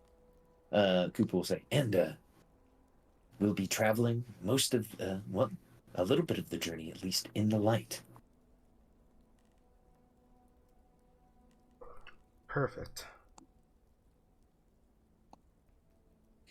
And the B team will start heading towards the southwest gate to meet you all there to leave the city of Bryn Shinder and head out towards this fortress.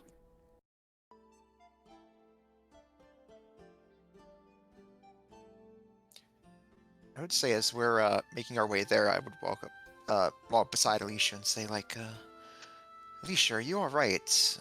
After seeing the statue, you seem a bit, I guess, shaken is the word I'd say to describe it.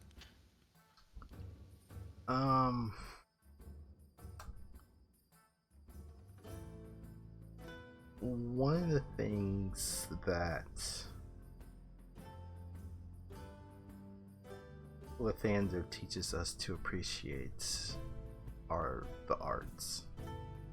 That can come in a various number of things: music, dance, painting, sculptures. While I can definitely appreciate the craftsmanship of the statue itself that they are creating,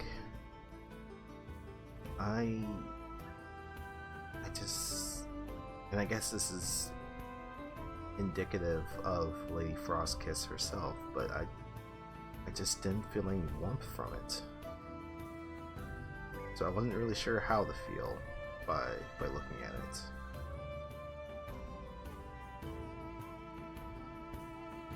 I see. Well, look, you have no need to worry. My faith, if you could call it that, in you could never be shaken. You and the others of the Church of the Morning Lord, you all use your faith for good, to help others, and as I mentioned to Gaiman, it's not about the tool itself that makes it good or evil or anything like that. It's how it's used. You should remember to keep that in mind. You are right.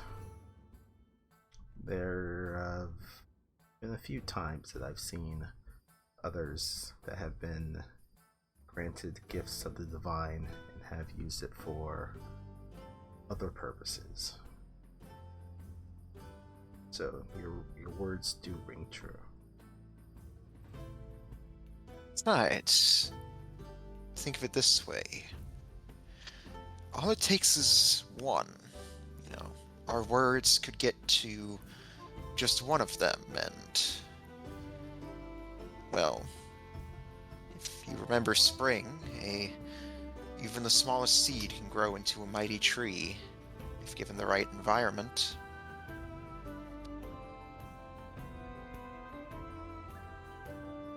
Well, look at you. Quite the advice you have. Thank you.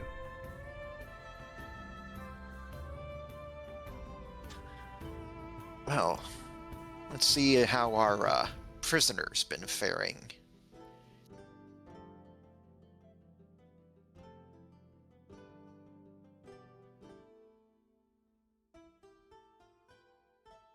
Okay, so you guys are going to head to the sheriff's office to see how the prisoner, Nildar Sunblight, is being treated. I was curious as to what was happening at Tempest. Yeah, I figured we would go to the Temple of Tempest before we pick up the prisoner. Right. Mm-hmm. Since we don't want to take the prisoner with us to do the sacrifice. Yeah, that's just crazy. Okay, Change of plans. We're sacrificing the guy. Oh dang! This is a character-driven narrative in a sandbox. You all can make that chase. We feed him a watermelon-sized amount of drugs. Oh, Jesus! You eat all this hag crystal.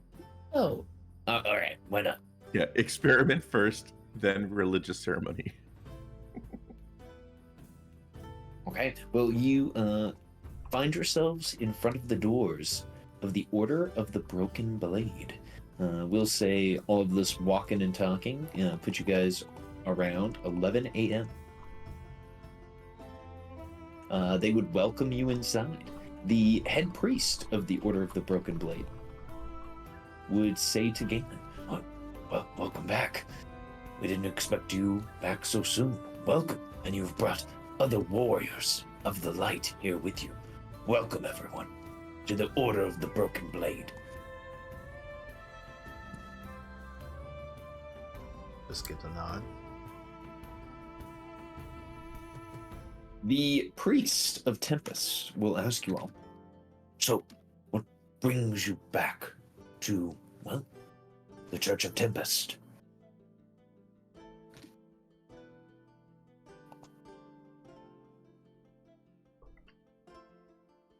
I guess it's just looking over towards Gaiman because he has the bag of drugs. We gotta destroy some evidence real quick.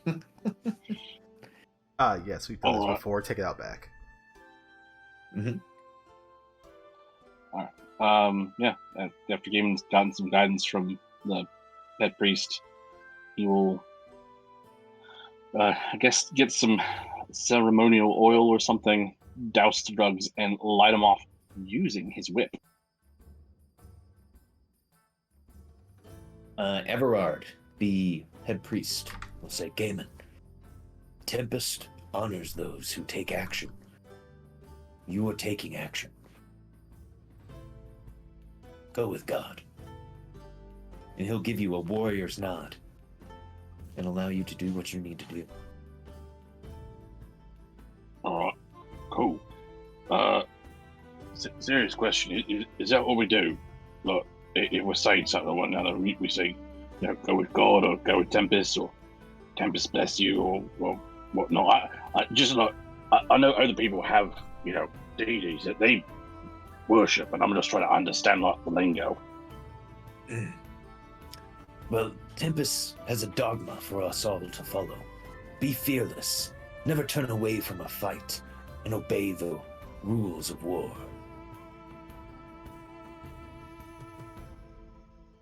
Right. But to one another, we typically will say, "Go with God," or "Go with Tempest." Right. Well, go with God. And you as well. And he will put his hand forward for a predator handshake. Gaiman will meet him, and they will do the predator handshake. Excellent. He will whisper into your ear, Tempest thanks you.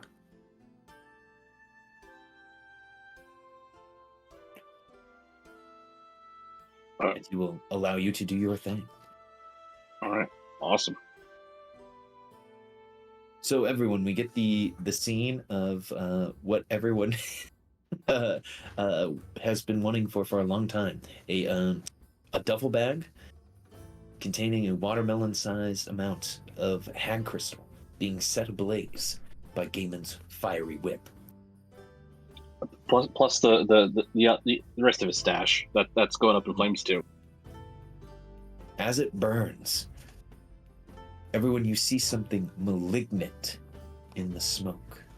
You see a creature dancing in the flames. Its figure is vaguely feminine. As the flames dance up towards the sky, the smoke ushers its way up and up and up.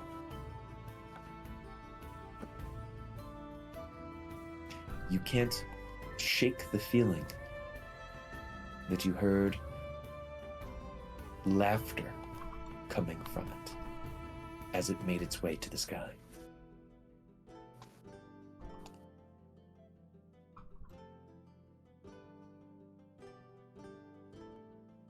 That's not ominous as hell. Now there's going to be drug-laced acid rain. Oh no, not Oliver acid Enchanter rain. gets addicted.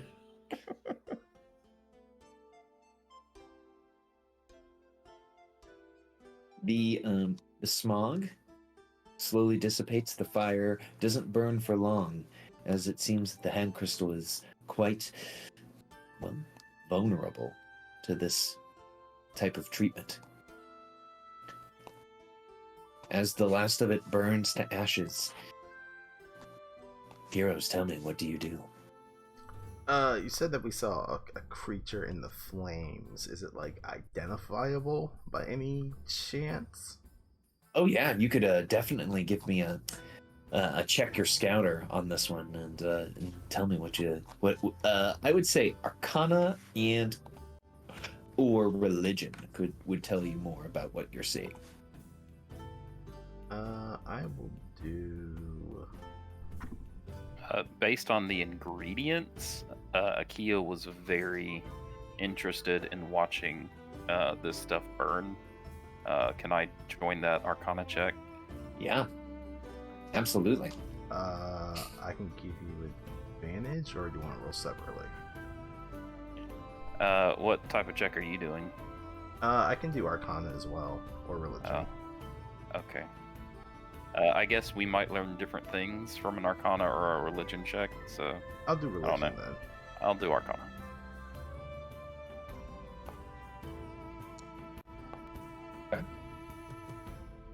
Okay. I will start with our friend Akia here. Akia, the movements of the creature were, in your mind, similar to the movements that you've been described to of how a fey creature would move. Not following the typical restraints of anatomy. And the laughter kind of sold that for you as well. The feeling of dread that you all felt watching the burn probably helped that out as well.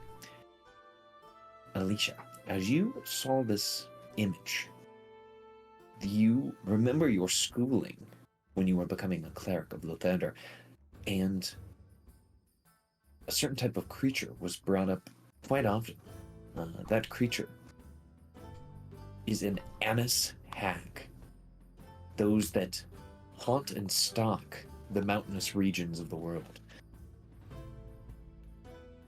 Looking at it, you believe that its outline, the laughter, how it portrayed itself in the smoke, you think you might have an Annis hag to deal with.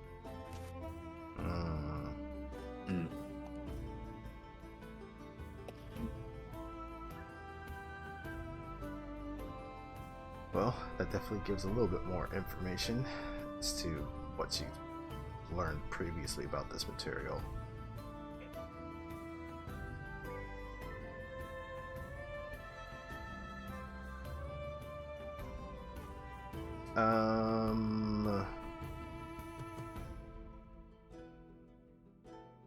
You said that this temple is close to the House of the Morning Lord, correct? That is correct. If everyone else is going to, I guess, the speaker's house or the town hall, I can't remember where the prisoner is located. Alicia says that they will meet them there shortly and is just gonna run off towards the House of the Morning Lord. And this doesn't have to be played out, but essentially, they will look for Mashan and just say, Anna's Hag, if you know anything about that creature, it could be behind the Hag Crystal. Just to give you a heads up. And then we'll jet back outside and try and follow up with the rest of the party. Sure. Okay. So, absolutely. You all feel that there is a hag behind the creation of this crystal. We will say, roughly about noon, you are able to have completed that, and you are all now standing out front of the sheriff's office in Bryn Shander. The sheriff is inside. You can tell the weight of the situation and the stress of the situation is turning the last vestiges of black hair in his beard into gray.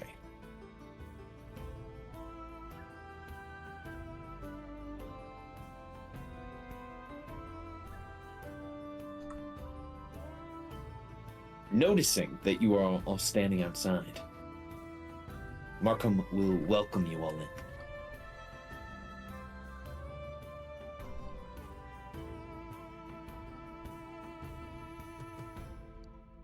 Thank you, Sheriff. I do want to tell you, we did make a stop by the Church of Auril earlier. And did you learn anything about that effigy that they are building? Well, I guess in a bit of good news, it doesn't appear to have any properties that would make it come to life, which is something that I and the rest of the Thanes were worried about. However, still think it's worth keeping an eye on them. We did express some misgivings we had about certain things they'd been up to, but we did manage to keep it civil. Good, good. I can't be dealing with a war on two fronts. Between the Duergar and the... Can you imagine? The Church of Auril attacking at the same time? Yes, about that. Lotus thinks for a moment, and then she looks at the rest of the party, and if you could excuse me for a moment, Sheriff, it's like... And then she'll sort of like huddle up with the others. It's like, look, I know I probably should limit how many people know about this, but I just don't want the Sheriff being caught by surprise if if those things end up coming here.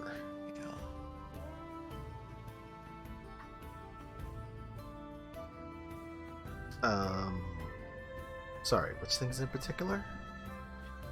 Well, she doesn't say, but you see her do like a thing where she'll put like her hand in front of her mouth and just sort of like dangle her fingers down in front of her face. That would be a good idea. Probably want to keep that information to need to know basis for town. Probably the people who are in charge of security of the town. It would make sense for them to know. Right. She'll lean up and say, Sheriff, I know you and your people here have a lot on your plate right now, but I would be remiss to not warn you of another possible danger that may be on its way. Another possible danger? Oh no. Well, Yes. What is it? Lotus will sort of bring him over and just start speaking softly. It's like, well, it's a bit of a long story, but I'll give you the short version. I came here because I was running away from some creatures. Are you familiar with mind flayers? Oh no. He grabs his head. Are you telling me that we might have to deal with forces from the astral sea or from the Underdark coming here to eat our brains? Oh, he already knows about this. I've just heard horror stories, that's all. Well, I can tell you, Sheriff, from what I've experienced with them, they are just as bad or even worse than you can imagine.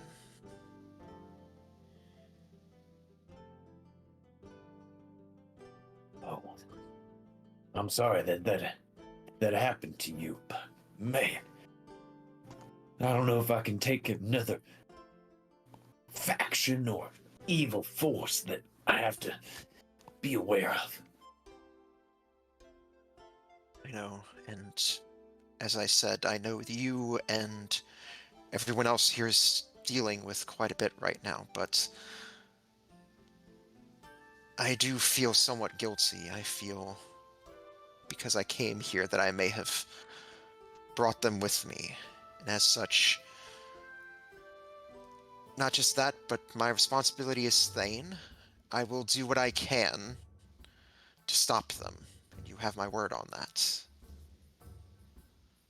Well, I thank you for that. And yes. Well, you all ought to be out of here. Get going. Yes, let's help you deal with at least one of those potential factions. I guess, is Nildar ready for transports?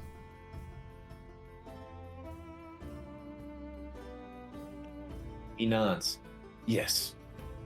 And he will motion to inside, and 3 guards of Brinchander will bring out Nildar. He had his hands shackled, and he has been gagged as to not speak any magical words.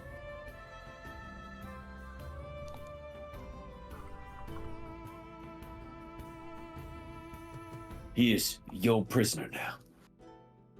Oh, joy.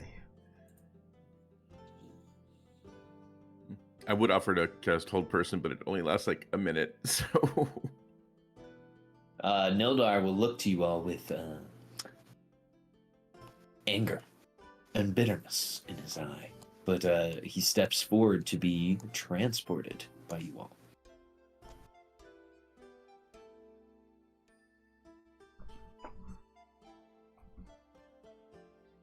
Avalis... Oh, go ahead. No, it's all you. Oh, it's very not important, believe me.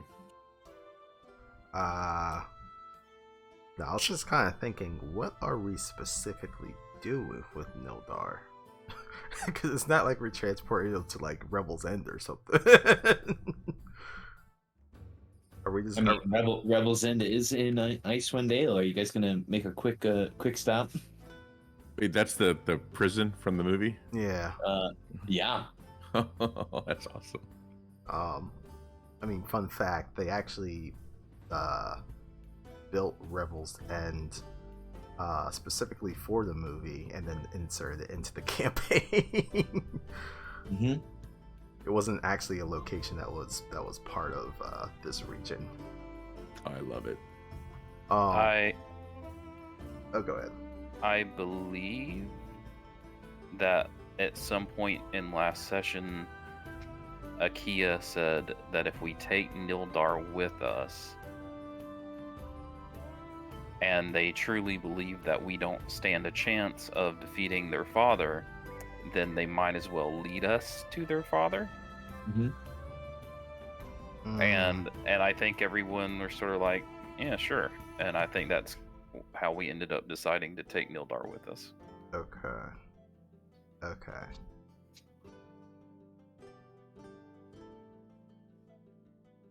No, I was just kind of considering, like, we're taking someone who doesn't like us.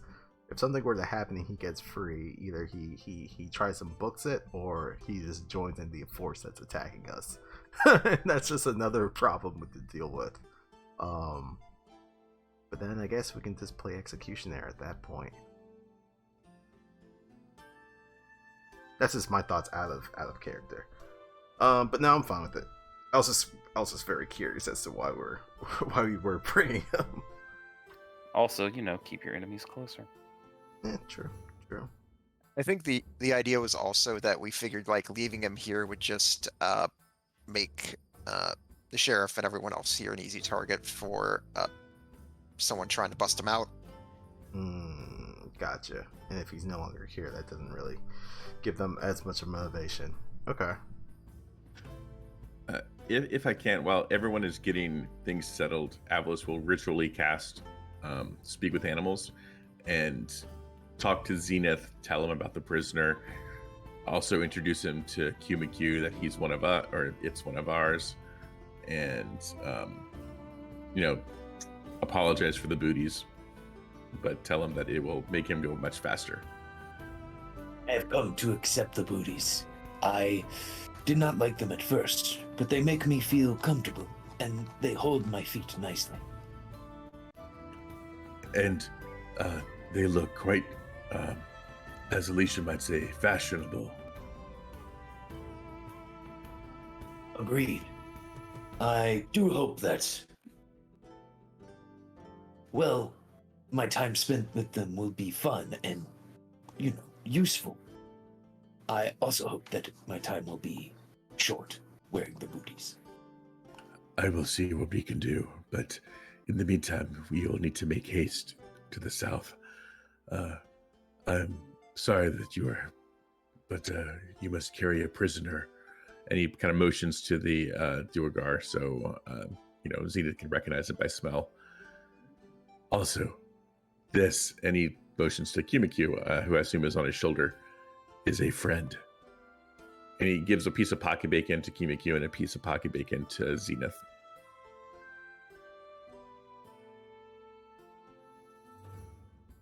He will definitely want to eat some of that pocket bacon because it's a dog. They love pocket bacon, and we'll eat it up and say, "Of course, I will treat the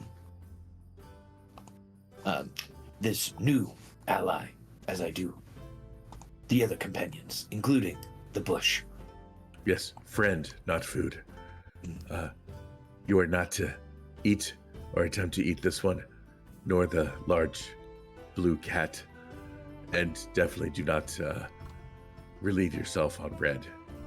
It would not like that. I am sorry that I have already done that. You guys see that Red the Bush looks a little bit more soggy than it normally does. Oh, poor Red. All right, satisfied with that, Avalos will purposely try to subtly manipulate it to where he's on the same sled as Alicia. Well, then it sounds like if you all are ready, I can take us to my favorite map of the campaign. Akia does attempt to get a couple more ounces of Chardolin before we leave. Sure. Do you grab the ball of Chardolin? Do you grab the lantern? Which one do you go after? Oh, definitely appreciate a sphere. Nice geometric shape. Absolutely. Just from my knowledge, where are you going to keep the sphere of Chardolin?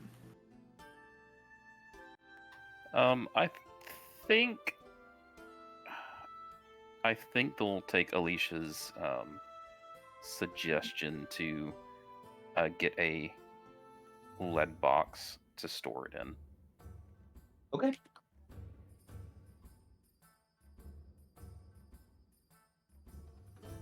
Excellent. Let's see. So, Avalis wishes to be on the same. No issue. Danica will just move over to this sled, and then Alice can be on that sled with them. I've put Nildar on the sled with Gaiman, and 3 of your B teamers.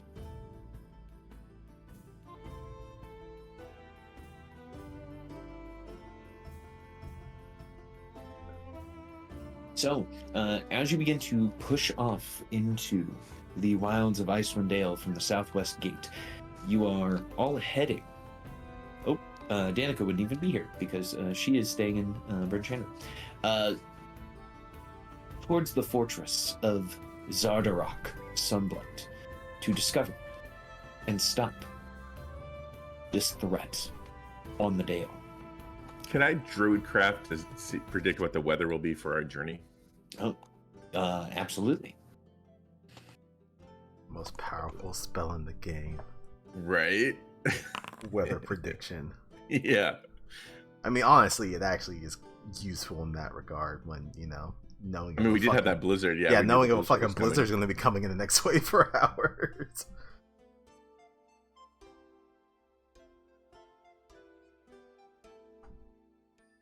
All right, with Druidcraft, in the next 24 hours, you do not expect a blizzard to hit you. The sky should be in our favor for our journey. Disclaimer: taking off a god might invalidate these results. Yeah, it's in the small print. Absolutely. Well, excellent. Well, then next time we will start with you guys actually going to the fortress, and I've got some cool stuff for that. So let me take us back to the start screen because we are at time. Everyone, I would like you to take 2 points of DM inspiration because you guys did an awesome job role-playing this session and just like setting everything up and doing a bunch of cool stuff. So take 2 points of DM inspiration, everyone. Oh, thank you. Is this your way of saying I need a reason to give you all demon inspiration because what I'm throwing at you next is really, really hard? No. Who would think that? Yeah. Does this mean we can go above the No 3 reason. max? If you already have 3, It's just gone. Oh my You gosh. learned to use your inspiration, is what you're telling me? Well, you guys didn't even really need to roll this session. I'm getting more inspirations than I'm rolling. We'll have a nice little stockpile for when Orf decides to drop that white dragon on top of us. I'm looking at my encounter table right now. Well, yes, also not to mention we're on our way to fight Dwarven Metal Gear. That is also true. You said Okay. it was 2, right? Yep. So what we'll do for that, if you're full up, Akia, you're full up. I'm full up. What we'll do, boop and boop. We'll say you have 2 Faxpirations to start off next time. Avalis, were you full up as well? Yes. You'll have 2 Faxpirations to use next time. Was anyone else full up, or did you guys have to refill your inspiration? I was at This filled me that- up. Yeah, with the 2 you gave me, that puts me at max, so I'm good. I had nothing. Okay. So I'm at Cool. 2 now. Perfect. All right. Well, I hope that you guys have a good weekend, and we will be back for the 26th session of Rime of the Frostmaiden next time. I'm excited. The Duragar Despot waits for you all in his grim fortress. Cool. Well, I hope you guys have a good one, and I am out of here. It is bedtime for me. See you guys. Thanks for Good running. night. Thanks, My Nick. pleasure. Good game. Good night, everybody. And thanks everyone for tuning in. Catch you next time.